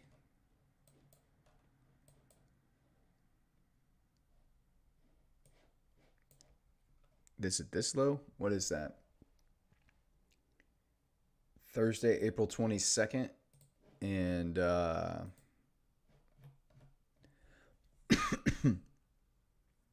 Thursday the 31st. Oh no, did I read that wrong? No, that's Thursday the 21st. So where is the what's the correlated high here on DXY? Am I missing this? So March 31st would be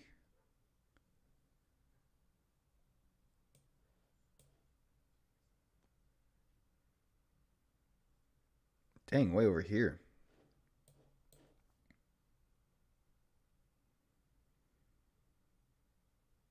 It would be this low. Wow.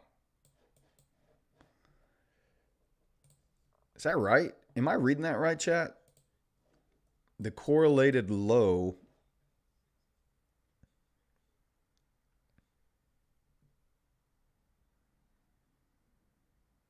(31st March). That's the low here. And that's the high here. Yeah, that's right. Okay, so I mean, you're getting some serious SMT there if that indeed does reverse.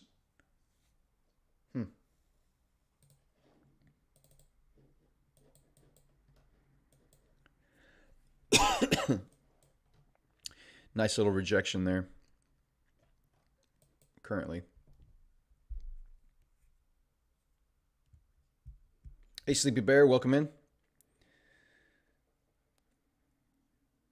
The Ugly Sister. Ugly Sister's going to be a thing, I think, for Venator. That's going to stick around. The Ugly Sister. I like it. Once we get to 500 YouTube subscribers and we get to 3,000 watch hours, it allows the first monetization level for YouTube. And that includes like super chat, stickers, tips in the chat. I'm not asking you to give me tips, but that's one of the things. But one of the other things it does is it allows you to, like, you can sell things on your channel. Like you could do like a merchandise store on your YouTube channel. We could come up with some nice Venator merch, some hats, t-shirts, coffee mugs. Get some Ugly Sister gear going. That'd be funny. If you have any t-shirt designers in the chat, let me know. Tomorrow, we're giving away 10K challenges here on the live stream. We will give all of the challenges away during, well, we have 5 challenges we're giving away with Bespoke. 10K accounts. You have to be on the live stream to win. You have to be here present to win one of those challenges. So right now, there's 38 people watching.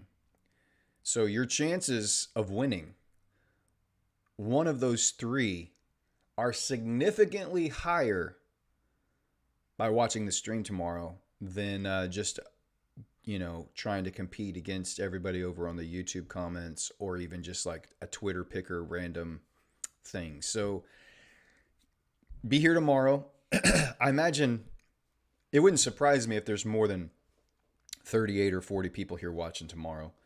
I wouldn't be shocked if it's all there is, but my guess is that tomorrow there'll be a few more people watching just to see if they win. That's fine. I just want to expose people to the stream, and maybe they'll find some value while we're streaming in between picking challenges. I think I might do like 1 per hour, So do one in the 7 o'clock hour, 8 o'clock hour, 9 o'clock hour, just keep people checking in. I got to figure out how to do it. Like I could use Twitter Picker to input all of the subscribers and people that have, followed and subscribed, and then call out their name. And if they're not in the chat, then we just do it again until we find someone, a winner that's actually in the chat. So I think that's probably the best way to do it, but we'll see.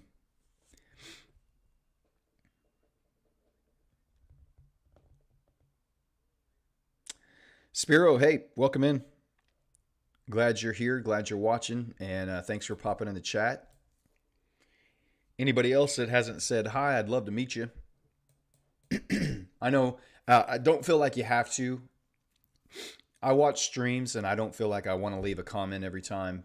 But it does help with the community. It does help. Everybody's here trying to help each other.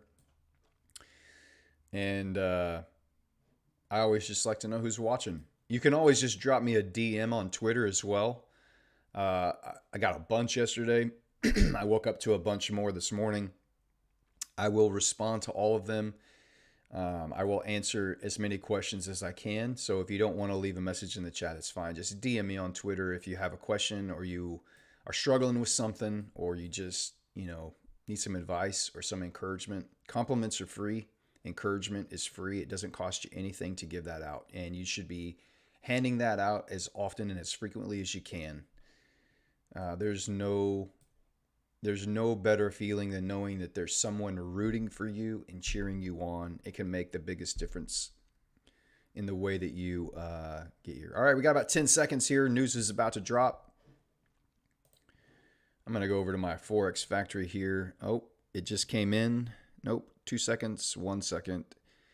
And news is coming in. Let's see. Hasn't hit yet. Pound still waiting. All right, we're getting a little pop up there. Core PPI came in lower. PPI month over month came in lower. Unemployment claims haven't hit yet. A little bit of a deeper dig up into that. Pound hasn't dug at all. Dollar, what'd the dollar do here? No big drop like we saw yesterday. Unemployment is they were expecting 251. It came in at 237. So it's fewer claims than they were expecting. And the PPI and core PPI all were slightly lower. They were expecting 0.2 and they came in at 0.1. So now that we have that information, we'll see how the market responds and processes that. You do get a nice little pump here into your swing level, and we'll see if we get any follow-through displacement down. We'll go ahead and mark out our breaker. We're going to need some displacement below here. We're going to want to see a strong displacement below here and a fair value gap left behind. So we're going to have a few 15-minute candles need to print for us to be able to have an opportunity to participate today. For us here, you've got this run on liquidity on pound dollar. So if you get displacement lower here on the pound dollar, this would be your breaker on pound dollar. The one caution I would have is that it could just be retracing to make a deeper run. We are still bullish, so any move here is a counter trend move. But if we get, we've seen a clear run on liquidity. If we get displacement lower, we can consider that as an opportunity to take a trade. GJ wicking around here with that news drop.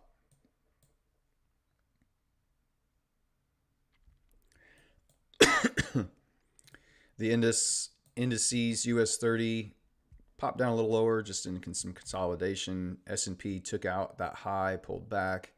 Nas ripped up hotter and higher and pulled back. So again, we'll see what the next couple of 15-minute candles here give us. And dollar is pumping a little bit hotter now.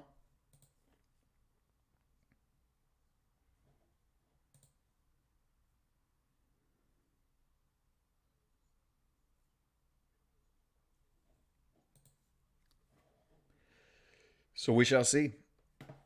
We are just watchers and waiters. That's what we are. We're not getting anxious. We're not getting nervous. We're not getting excited. We are staying patient and calm because there's nothing to do except watch.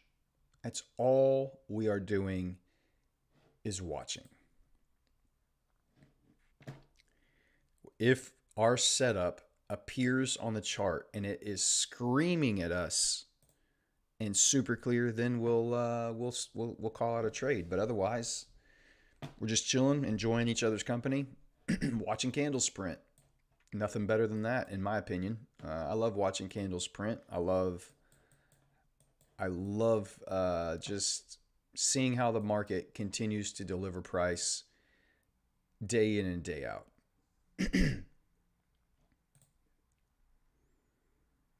GJ did not pull back all the way down into that breaker and is just continuing to rip higher.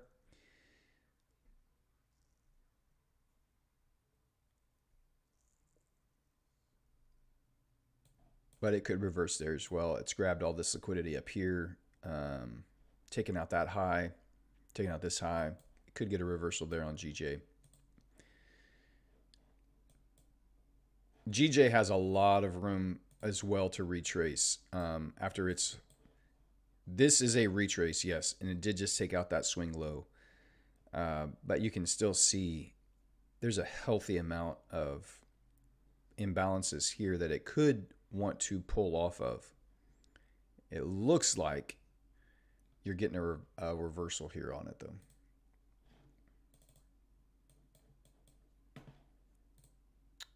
Euro dollar continuing to drop. Again, you still have 9 minutes for this candle to form, and then you're going to need to, even if this candle closes below, you still need the next candle, the next 15-minute candle to close below and leave a fair value gap. So just be patient. We're just waiting.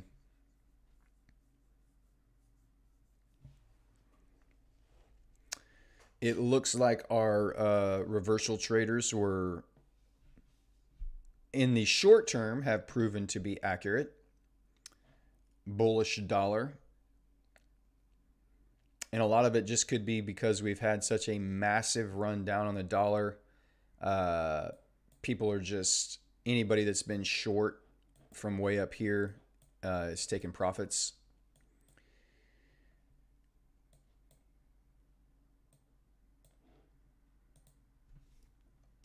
Pound grabbing liquidity underneath these lows. So again, we've been bullish, guys. Don't just jump on the reversal bandwagon. We are in an uptrend.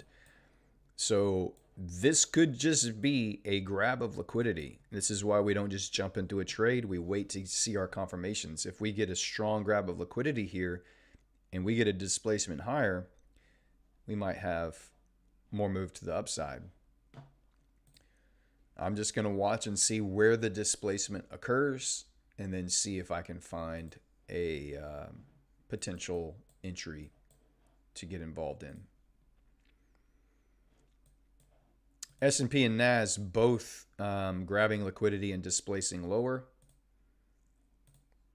US 30 grabbed liquidity, fell to make a new high and is displacing lower.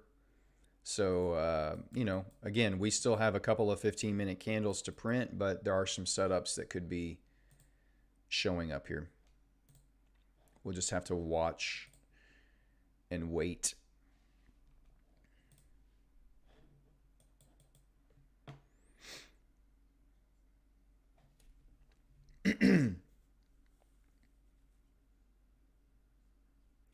Ma, good morning. Good to see you in here. Mario, good morning. DTI, I'm up 5% in my Forex fund and just 1 day left. What shall I do? Shall I over risk? Oof. Those stupid time limits, man. You have 1 day left to DTI. Yeah, at this point, you're going to have to... I don't know what you risk per trade, but you've got to make 3%. So if you go for a 1 to 2 risk reward ratio, it means you need to risk at least 1.5%. If you need to pass that.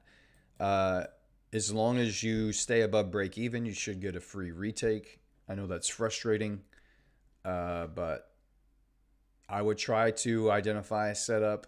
If you have all day tomorrow too, you don't have to take a trade today, but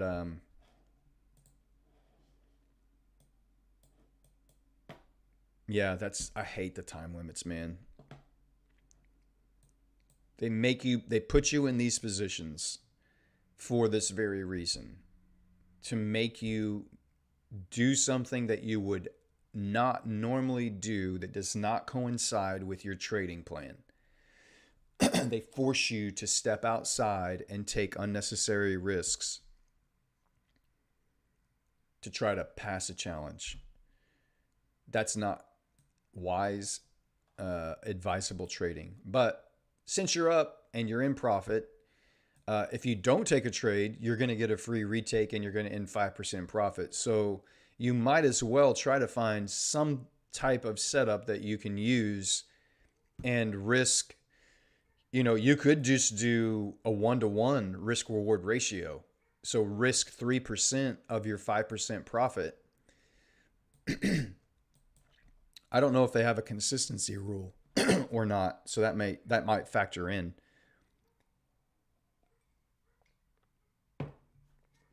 If they have a consistency rule, then that might change how I feel about that.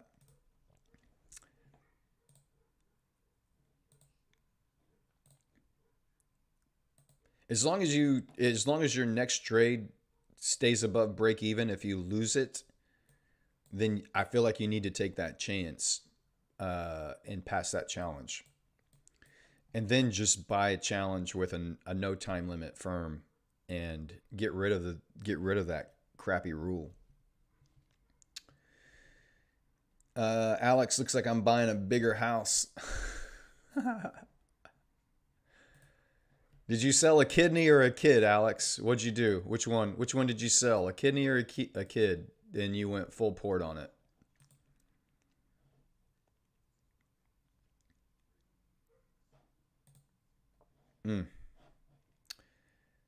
Not getting much follow through. GJ's getting some follow through. Dollar is running some buy side.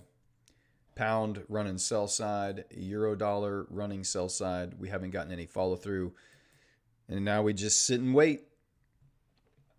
We've got time on our hands. Michael, can I move it? You guys are awesome. John says breakers go in the same direction as the price action. In other words, if your breaker is red, then you short. Yes. So if I am anticipating a short, my breaker blocks would be down close candles. If I'm anticipating a long, my breaker blocks would be up close candles. So in this instance, these down close candles initiated this run into liquidity. When that gets violated and traded through, then that would set up a short sell and opposite on the buy side. On the buy side, the up close candle initiated a run on liquidity. Once that buy side up close candle gets traded through, that would be your potential entry candle. US 30 pulling back, S&P pulling back, NAS. I mean, it's basically up and down, and now we're right back where we started. So no clear information on any asset pair right now.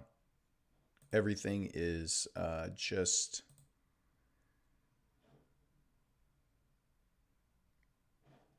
reaching back to its beginning news position. Pound now actually turning bullish. Euro dollar not yet.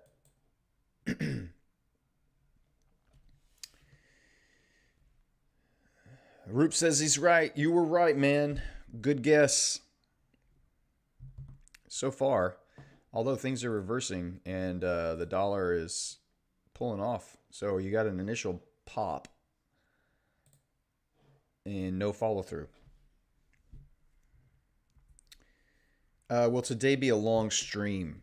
I don't know how long the stream is. My son is moving into his rent house today, and I'm waiting to find out what time he's going over there to start moving in, and I'm going to go help him. So I don't know how long we'll be able to go. We're hour 45 in. We can probably go at least probably another 30, 40 minutes today.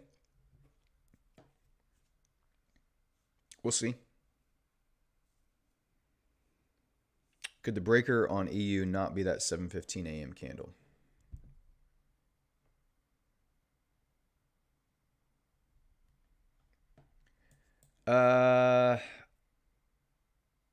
For me, Jack, I mean, technically, yes. But this swing, like you have to, this is the subjective part. If I ever have a doubt, I always go up and I look, where did this swing level start? On a 30-minute. Where did this swing level start on the 1 hour? So I don't, like you could go down to a 1 minute and say, oh, it's the breakers right there. It up, down, close, up, breakthrough. There's your fair value gap. And you could be in a trade right now on the 1 minute time frame. I hate doing that because the higher time frames really push price for the lower time frames. So I want to have a very clear break of structure. These are the candles that initiated this swing up. This candle just paused before we even grabbed any more liquidity. So here, to me, this is the candle I want to see displaced through. I'm not saying that you can't use that. There are probably people that would tell you you could, but not for me. I want to see this level get traded through. And it corresponds on GU as well. You can see same kind of candles here. So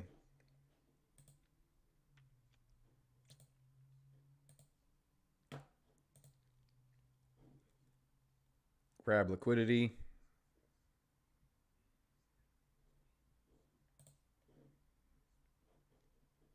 This is just choppy. I mean, it just hit both sides, and there's no clear, defined direction yet, guys. So we're just chilling.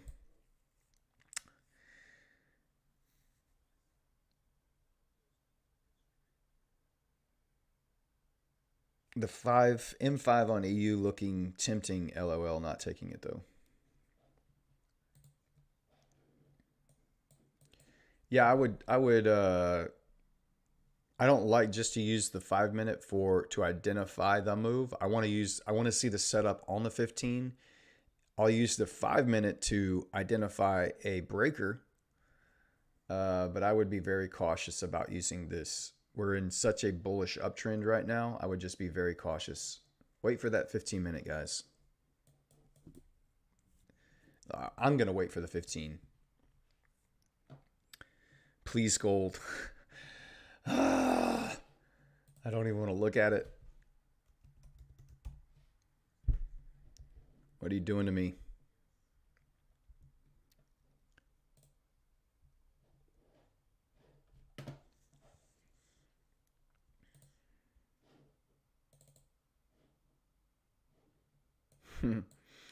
It's reaching all the way back up. I don't know if you back a couple months ago when we started the stream, this was the 30 minute. There's a 30 minute fair value gap right here that on gold. I don't even know why I'm looking at this right now. It's like when you have a breakup and then you go back and look at all the pictures of your old girlfriend after you break up. And then you see all this massive, stupid movement and you're like, oh yeah, I remember why I broke up with you. No direction on gold. It's doing the same thing. It's taking out buy side, taking out sell side. There's no displacement anywhere. Nothing to see. Don't try to just read yourself into the market. Don't read your bias into the market.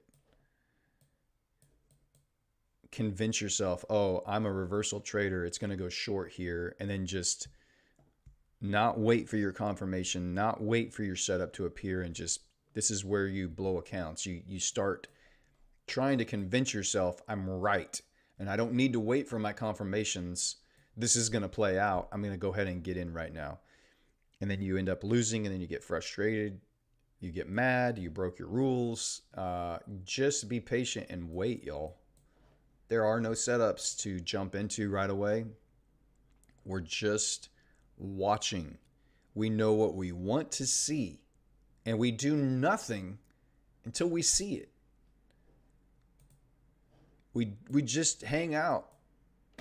Grab a beer if you're eating lunch. Hang out with your mates, your buds, your pals. Chat it up in the chat. There's nothing to do. Get your fingers off of the buttons. Indexes are showing no clear movement or direction. There's no follow through anywhere. GJ is the only thing that gave us a setup, and it didn't even pull back into its breaker. It's following through. You could potentially have a new setup there on GJ. Where did this run on liquidity start? Again, it just this huge breaker right here. Don't really like that.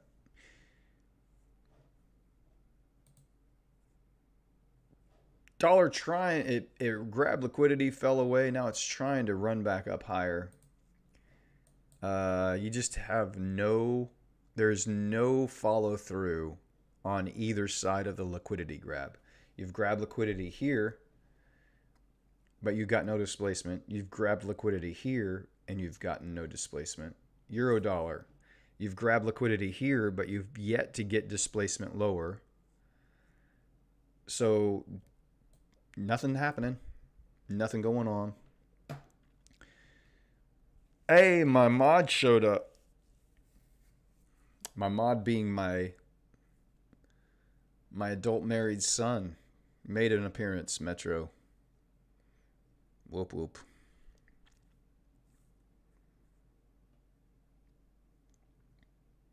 He's got a real day job, so he can't get in here very much. Aditya, I've risked 4%. Let's see what happens.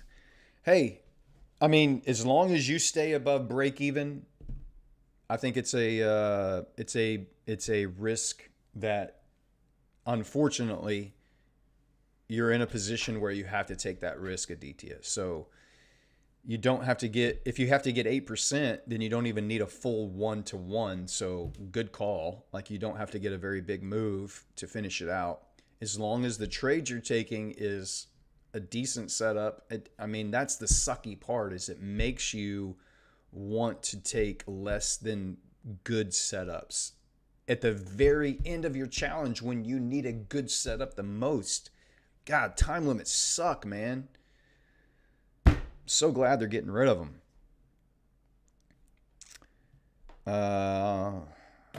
Gold forecaster, which one is the breaker on gold? There is no breaker on gold. Until you get displacement away, there's no trade. For me, you've grabbed liquidity on both sides, so you could have a breaker on either side of this, depending on where you finally get displacement. So there is no breaker on gold right now. You're going to need to see at least the next candle print to see what gold wants to do before you can identify that. If the dollar is going to be strong, you would expect gold weakness. Then this last up close candle, I'm sorry, these last two down close candles would be your run on liquidity. You drop away. These last two down close candles right here would be, if you're anticipating a reversal on gold, that's where your breaker would be. Gold's been very bullish, just like everything else, so be very cautious on those counter trend trades. There's no rush. Please just be patient. What did gold do to you? It just, God, it never gave me any good entries. The entries it did give me, it just slapped my stop losses. It was so volatile, so fast. You just could never find for this specific breaker block strategy. It never cooperated, and we just didn't get along. We were arguing with each other too much, and irreconcilable differences. So we're taking a break.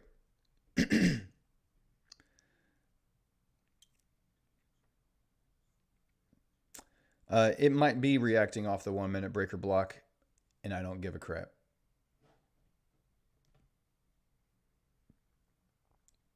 And that's not a slam on your comment, Danny. That's just, I don't care what's happening on the 1 minute time frame. It means nothing to me. Spiro got to jump off. Cool, see you in a bit. No, Aditya. Oh. Did the trade you took fit your plan? Did it fit your plan? Even closely resemble your plan? If it did, then you took a loss. If it didn't, and you were just trying to pass your challenge on just randomly entering the market, that sucks. And I wish you weren't in a time limit challenge to even be in that position. So I'm sorry. Metro, do you have an aunt on your dad's side? Easy, John. I have no ugly sisters.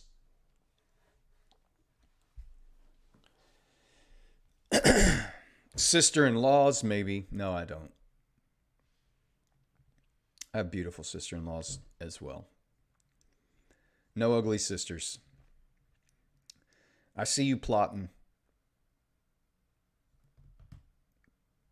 Michael, at this point, would you look for M30 or M10 fair value gap on breaker, assuming we displace the breaker under you? Yeah, absolutely. I'll definitely drop down. I could go up to a 30. I can go down to a 10.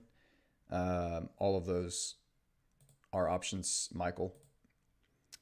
GU, if we get displacement above here, then we might be getting, we might be staying bullish here. Dollars failing to want to climb higher. We got some news that popped it up. We've cleared out some sell side liquidity there, and now we're dropping back down. So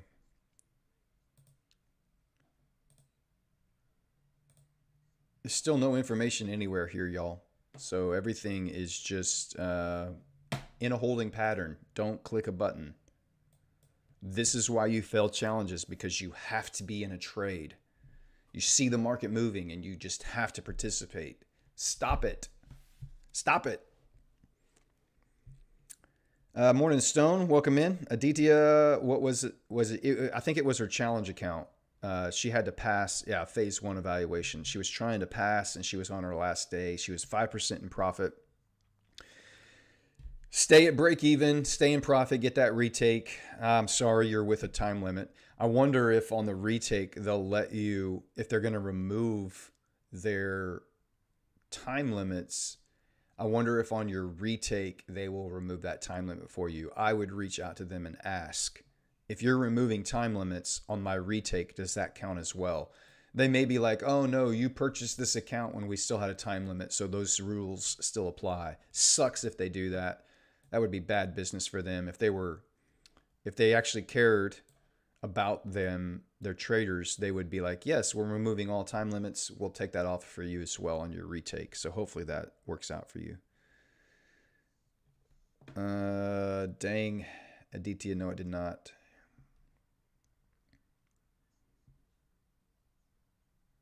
Everything is choppy.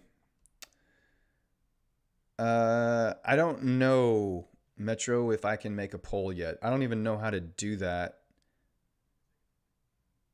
quite honestly. Like, I don't know how, can I do that on my phone? No, that's a filter. I'm not sure. I don't know chat sidebar. Let me look at the desktop stream and see. It's a good question.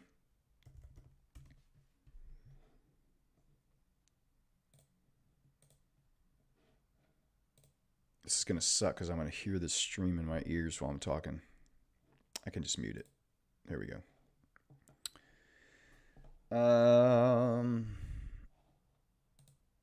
Community mod, participants, pop-out chat, timestamps, and feedback. I don't see any option in this sidebar. Probably when we cross the 500 subs. Yeah, maybe.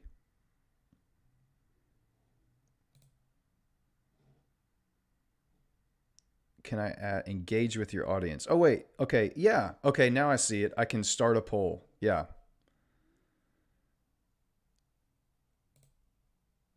Ask a question. Okay. I can see it now. I learn something new every day. This old dog learning new tricks. So yes, I can create a poll and engage with the audience. So what else can I do? I can start a Q&A, answer viewer questions live. Cool. And I can start a poll. So I can either start a Q&A or I can start a poll. So that's nice. You should be able to do that, Metro, I would think. There's a little plus sign down at the bottom of my chat window. There's like I can add an emote, like an emoji, and then there's a little plus sign. It says engage with your audience. Do you not have that on yours? Sorry, we're just having a little private conversation here, y'all.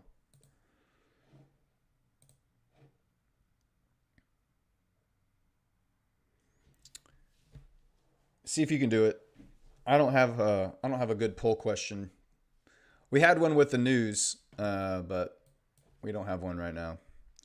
42 viewers, welcome in, guys. If you're new here to the stream, so glad and grateful that you're here. We're into the 9 o'clock hour. We've been going for a couple hours. We'll probably be able to stay on for another 30 minutes or so and see if we get it set up. Currently, we have no setups. Everything is just, we thought the news might push it one way or the other, and so far it has not. We got some whipsaw action to the top and to the bottom. Pound is starting to displace higher here, so that's kind of interesting. We might be able to find a little trade there. If we did, where did this run on liquidity begin? It began on the last, I'm going to use the body of the highest up close candle. So we're going to say that. You could use these two.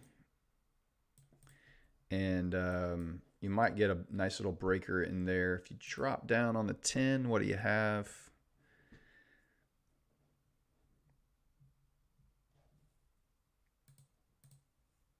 Interesting here. Pound.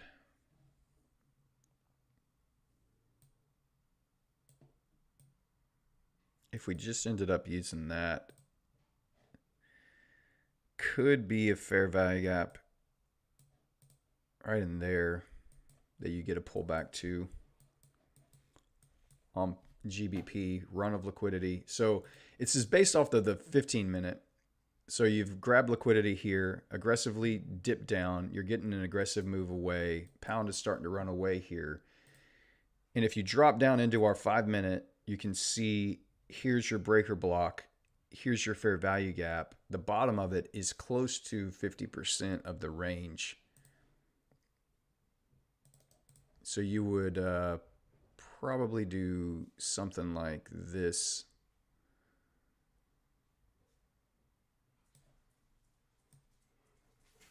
Good morning.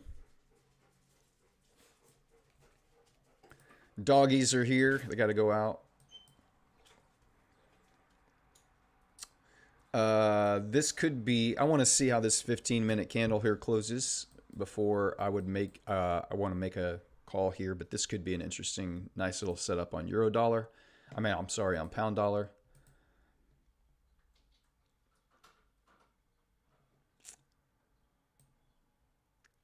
This could be your similar setup here on GJ.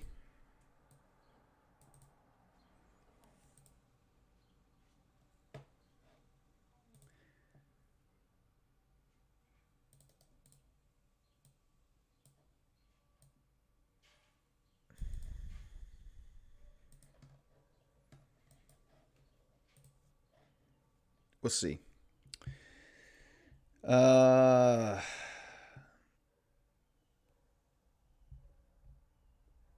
40 people watching. Yeah, I think we were over 40 here for a little bit.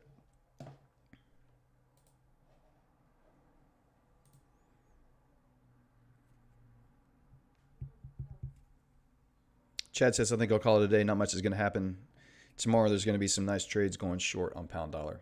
Chad, thanks for watching, man. Appreciate you coming in, and I hope it was helpful for you. And we'll see you tomorrow back on the live stream for sure. This GJ setup and this GU setup both are looking pretty tasty to me. US 30 is offering nothing. S&P, nothing. NAS, nothing. Gold, nothing. EU not displacing dollar is showing a lot of weakness here still. Ran its buy side and is dropping lower. So we'll see what happens. I want to see this 15-minute candle close, and then we'll see if we're going to make a call somewhere. Hey, buddy. Hi.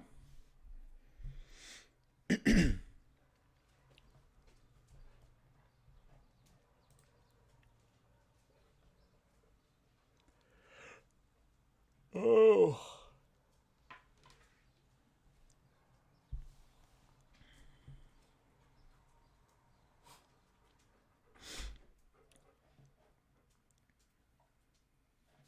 I'm going to mute my mic a second.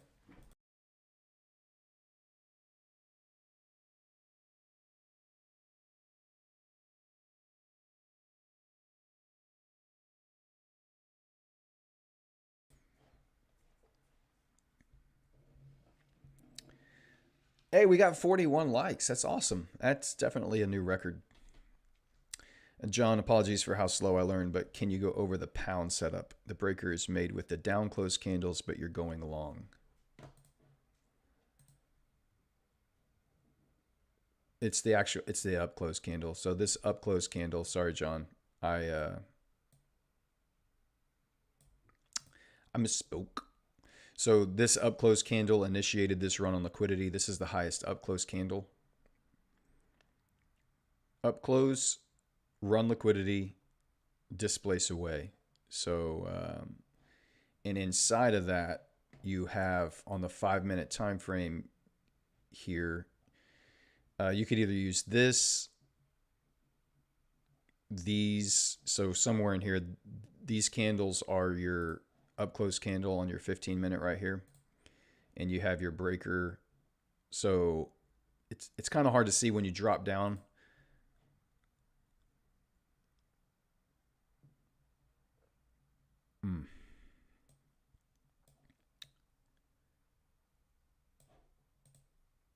GJ is so much cleaner, and you're right, I should be using those up close candles. I don't know why I'm doing that. This is why the chat is helpful.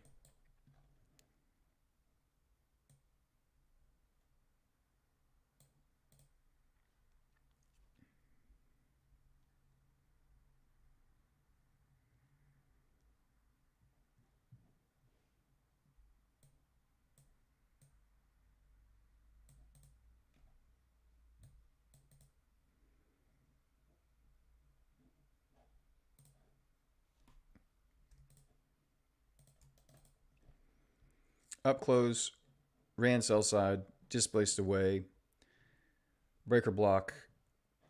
On the 10-minute, there's a fair value gap here, and on the 5-minute, there's a fair value gap down here. This is the one I would want to be aware of and watch a return to.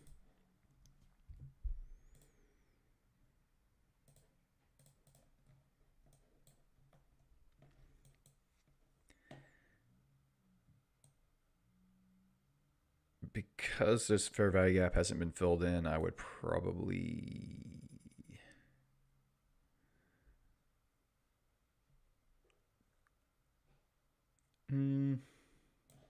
where's the 15-minute? Let me see.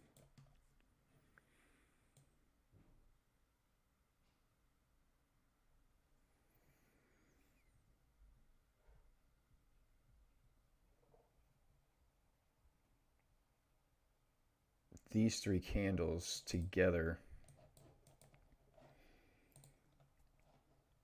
10-minute, these three candles, I would probably put my stop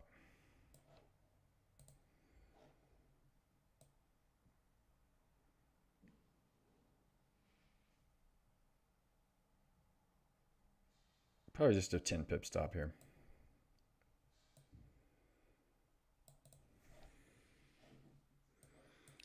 But I want to see how this 15-minute candle closes. If we get a reversal here in the next 5 minutes and it closes back down inside, I would be less tempted to take that. I do like this GJ setup. It's a lot cleaner. However, I need to fix. I need to fix that.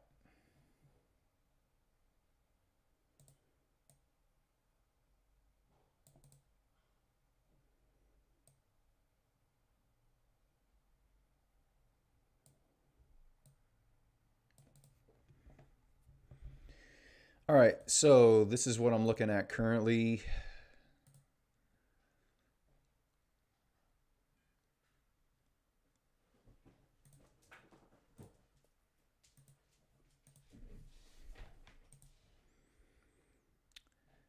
Euro has failed to make a new high. Pound did make a new high. Dollar took out buy side, hasn't retaken out sell side here.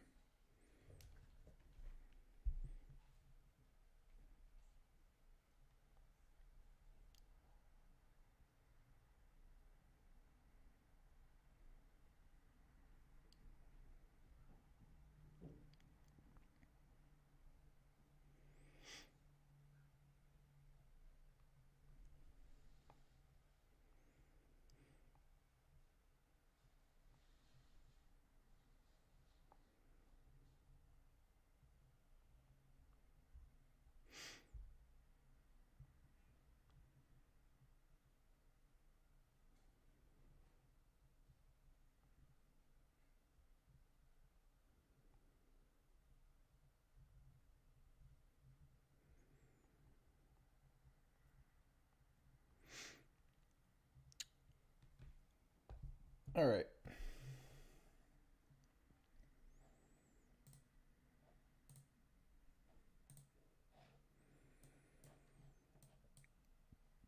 All right, so I think I'm going to, which one do I want to use here?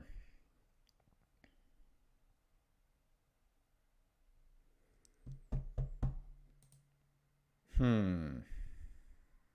GU or GJ? I like both.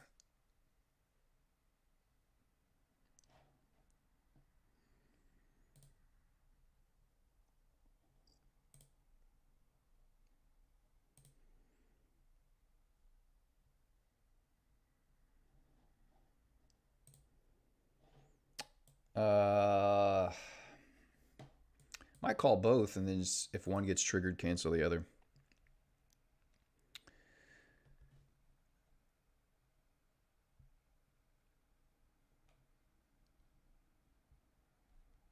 Can you take a look at the SPX price and let me know what you think and how you view the past 12 hours of slow upward trading? Um, yeah, I mean, it's just been, you had this big aggressive move up, quick retrace, and then it's just crawled higher. It hasn't shown a desire to really, I mean, but it did that same thing right here, and then it popped up, did the same thing right here, but we had news today and there's no pop up. So it's been an aggressive, pretty much all upside week. And as we approach the end of the week here, it may be running out of steam. So hard to say, honestly. But you have gotten displacement now here off of GU and GJ also. So I really think I kind of like the GJ trade better.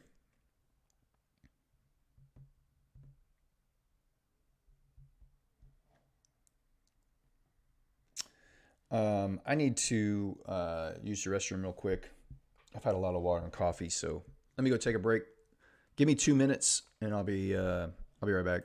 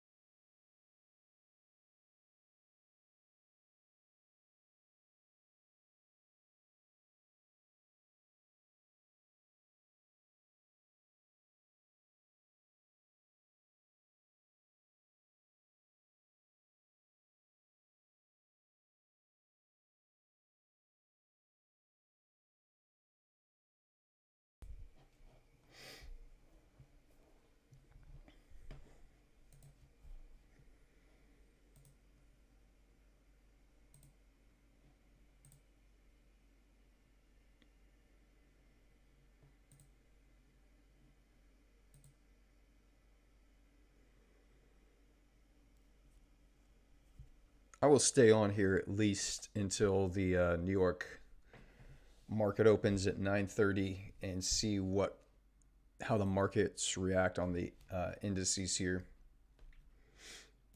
But I do like this GJ trade. GU looks good too. Interesting that Euro's getting no follow through though.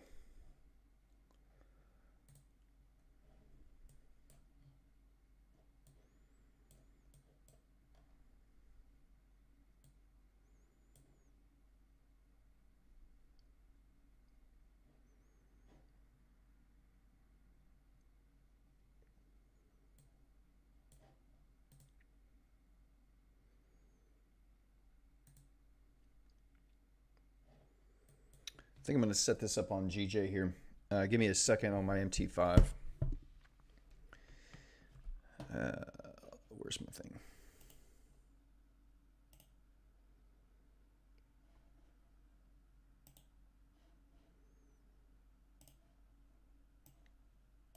Why is that so huge?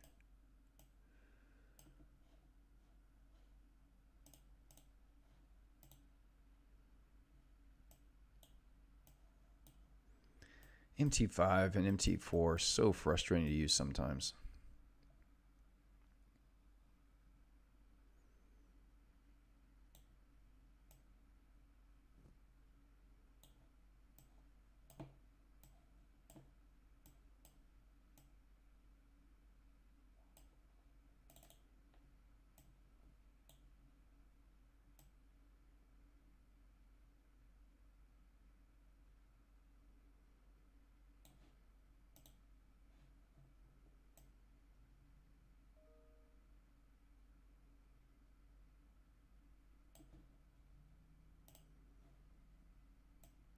All right. Let's set a buy limit here.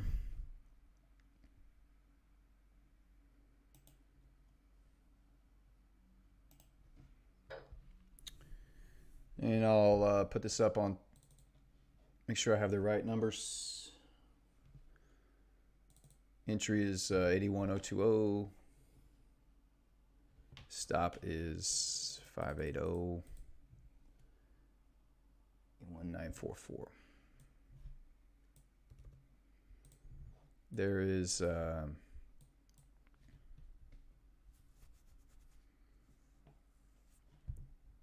you go.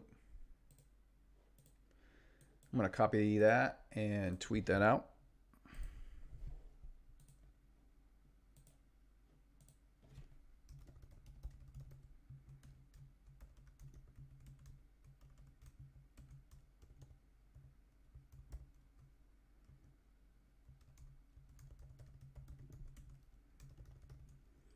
Entry 181020. Stop loss 185.80. TP 181.944.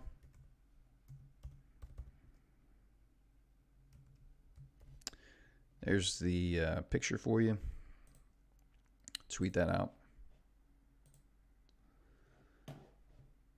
All right, so we're all set there on GJ. GU also looks good. But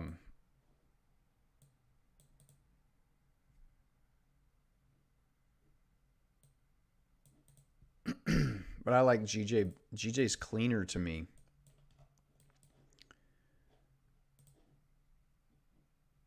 Clear run of sell side liquidity there. Right into that order block. Displaced away.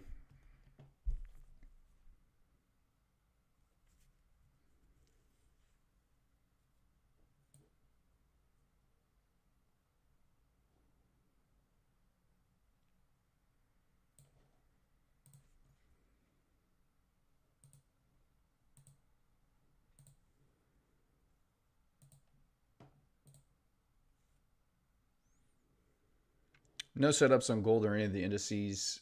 GJ has the best looking setup here. GU also looks really nice.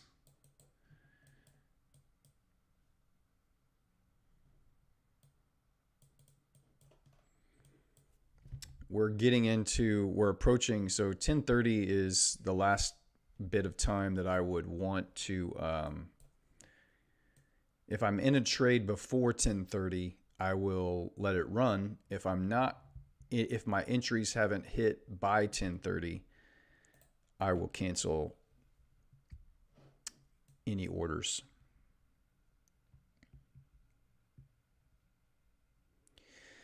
The stone I moved to break even when price is 1.5R in profit.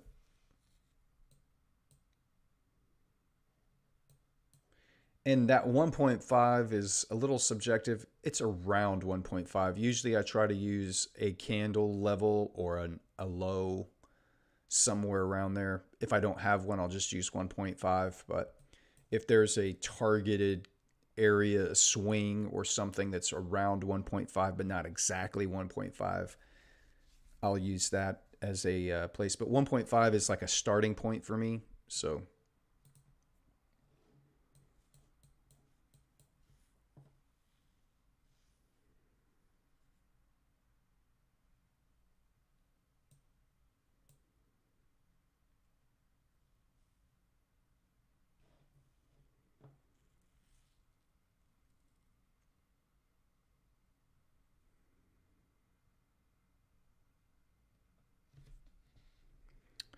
hard to maybe make profit at 1.5 because of commission. Yeah, that's the future stuff, man. Another reason that I would not do that with the future stuff.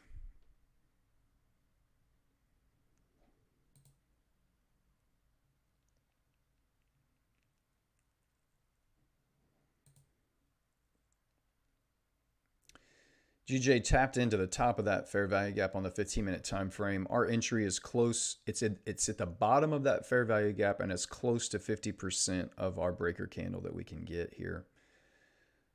So if we're right and GJ is going to continue bullish, it should respect bullish order flow. It should respect bullish PD arrays. So it's respected fair value gaps. It's respected fair value gaps and order blocks. We've made a new high. We would anticipate to remain bullish, we would want GJ to respect these PD arrays. So you have an order block, you've got a fair value gap, you've got a breaker block.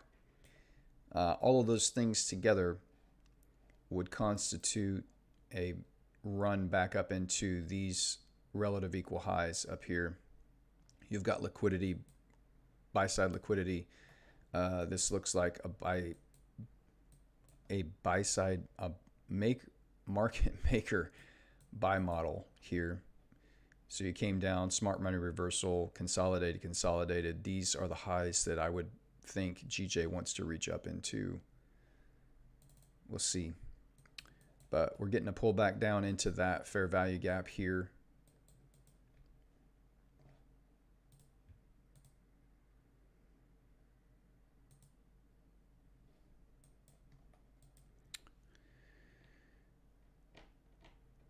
Futures, the commissions on futures are just higher, and it's a higher cost of trade with futures than it is these prop firms on Forex. That's what I mean.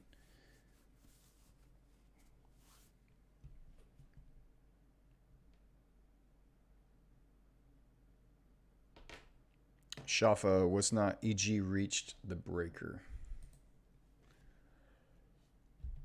Well, we could just use gold. We don't need to look at it.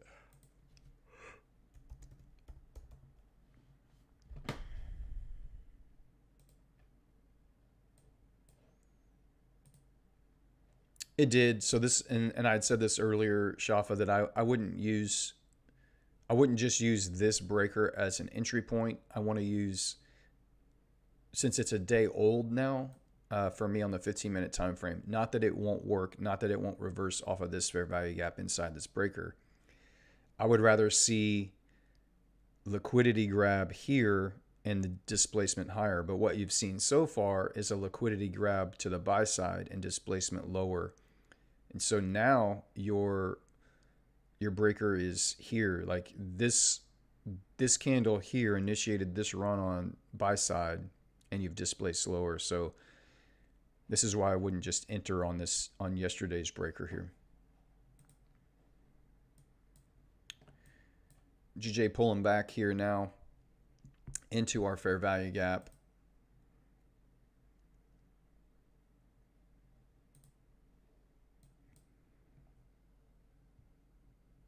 John, I think I have a working knowledge of breakers because of you, but can you explain how breakers are different than order blocks? They're really just failed order blocks in a lot of ways.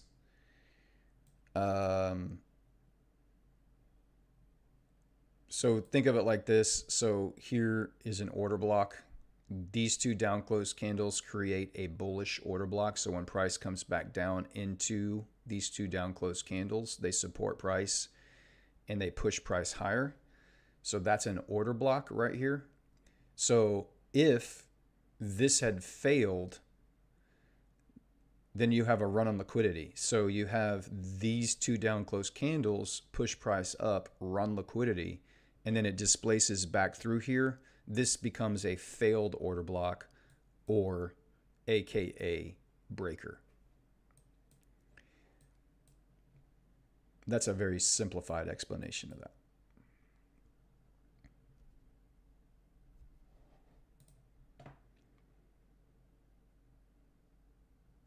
Yeah, Owen, I use a lot size calculator attached to my MT5. It automatically calculates it, and it can be confusing on non-USD pairs. So just use a lot size calculator. There's some online for free that you can put in all that information and it'll spit it out for you. I have a trade assistant calculator attached to MT5, so I can literally just like I'm dropping lines on TradingView, I can drop my lines on to MT5 and it will auto calculate all that for me.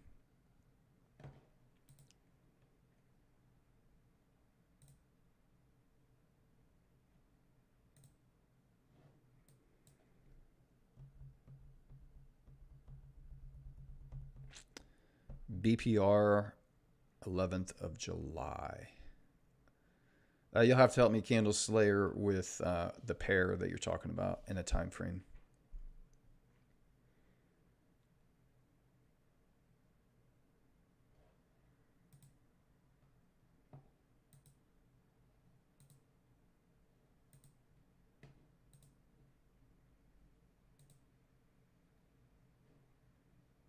About to get into our New York Open here. GJ pulling back into our fair value gap at top of the breaker. Still have a little bit of ways to go to get an entry.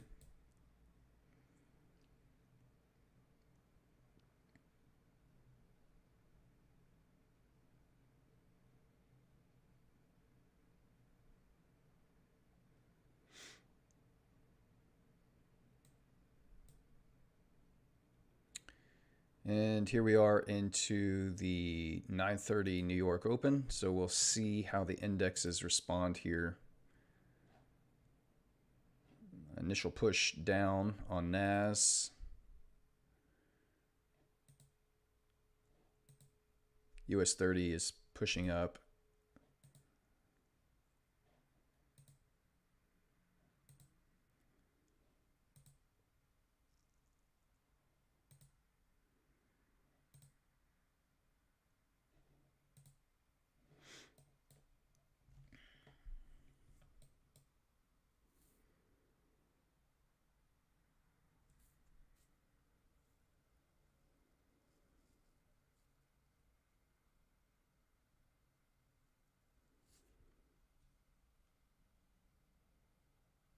Shafa says, but they are equal highs, so I believe that this might work out. But I closed the trade anyways, was not too sure.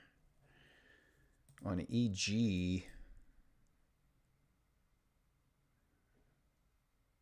you're talking about these equal highs, potentially. So you're targeting those equal highs off of that breaker.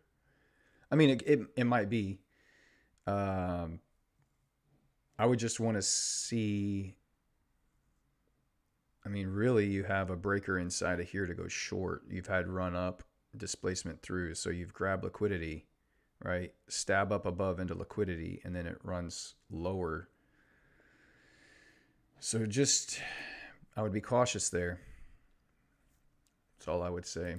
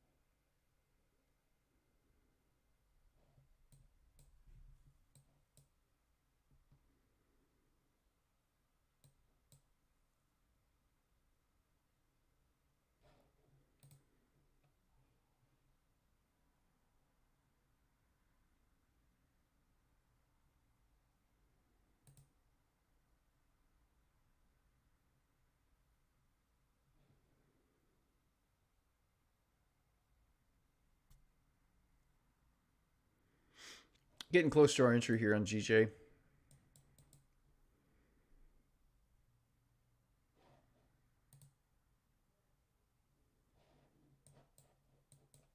So we'll see what happens.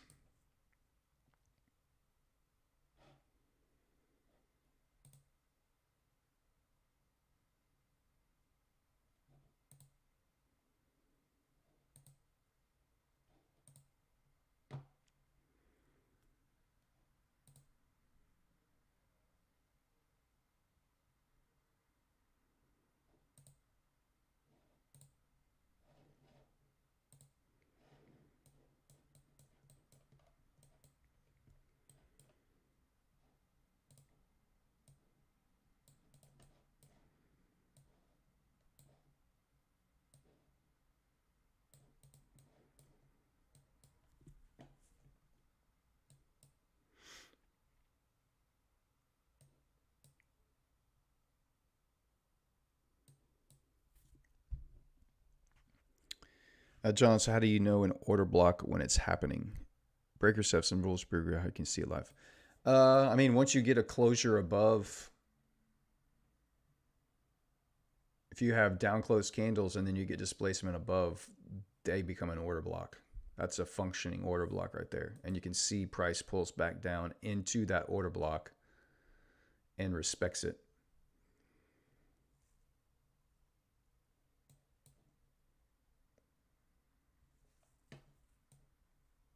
So once this candle closed right here, bullish, as this candle opened, if there was any pullback into that order block, you could have gotten long. But if it didn't, it just kept going up. You could just set an order at the top of that order block, set your stop below the order block, and gotten tagged in there, and not a bad trade. Again, similar to here, this is an order block here, so it pushed down. Once you had displacement above it, this down close candle becomes your order block.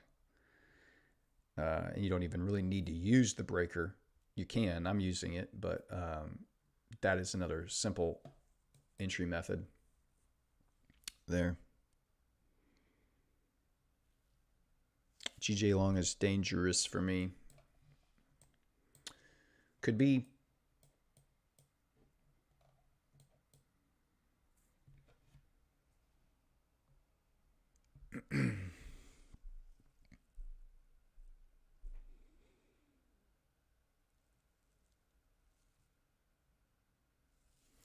I like to use wicks to bodies for order blocks, especially on like higher time frames.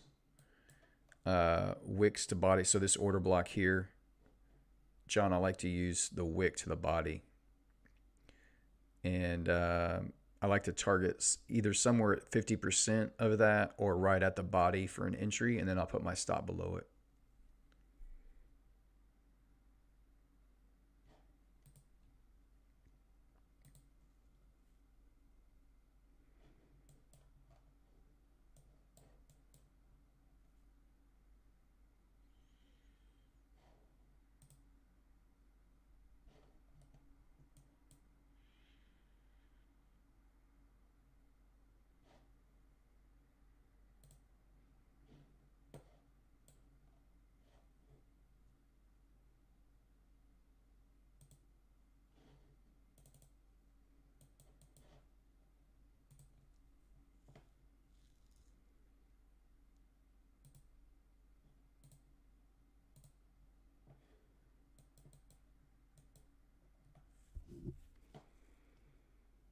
I don't know if I did not see it, but do you analyze the higher time frame like daily, weekly before trading the sessions? Yes, I do. So typically we'll start at the higher time frames and use those to determine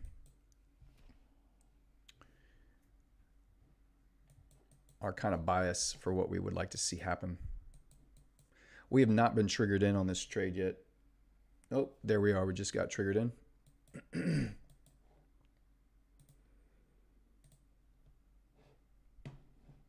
going to copy that image out.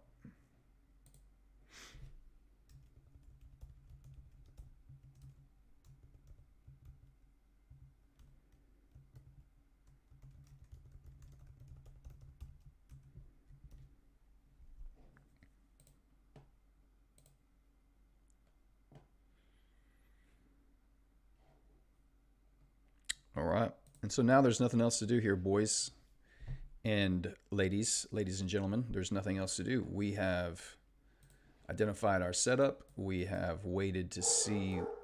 Hey, here's my dogs. I don't know if you can hear them losing their minds.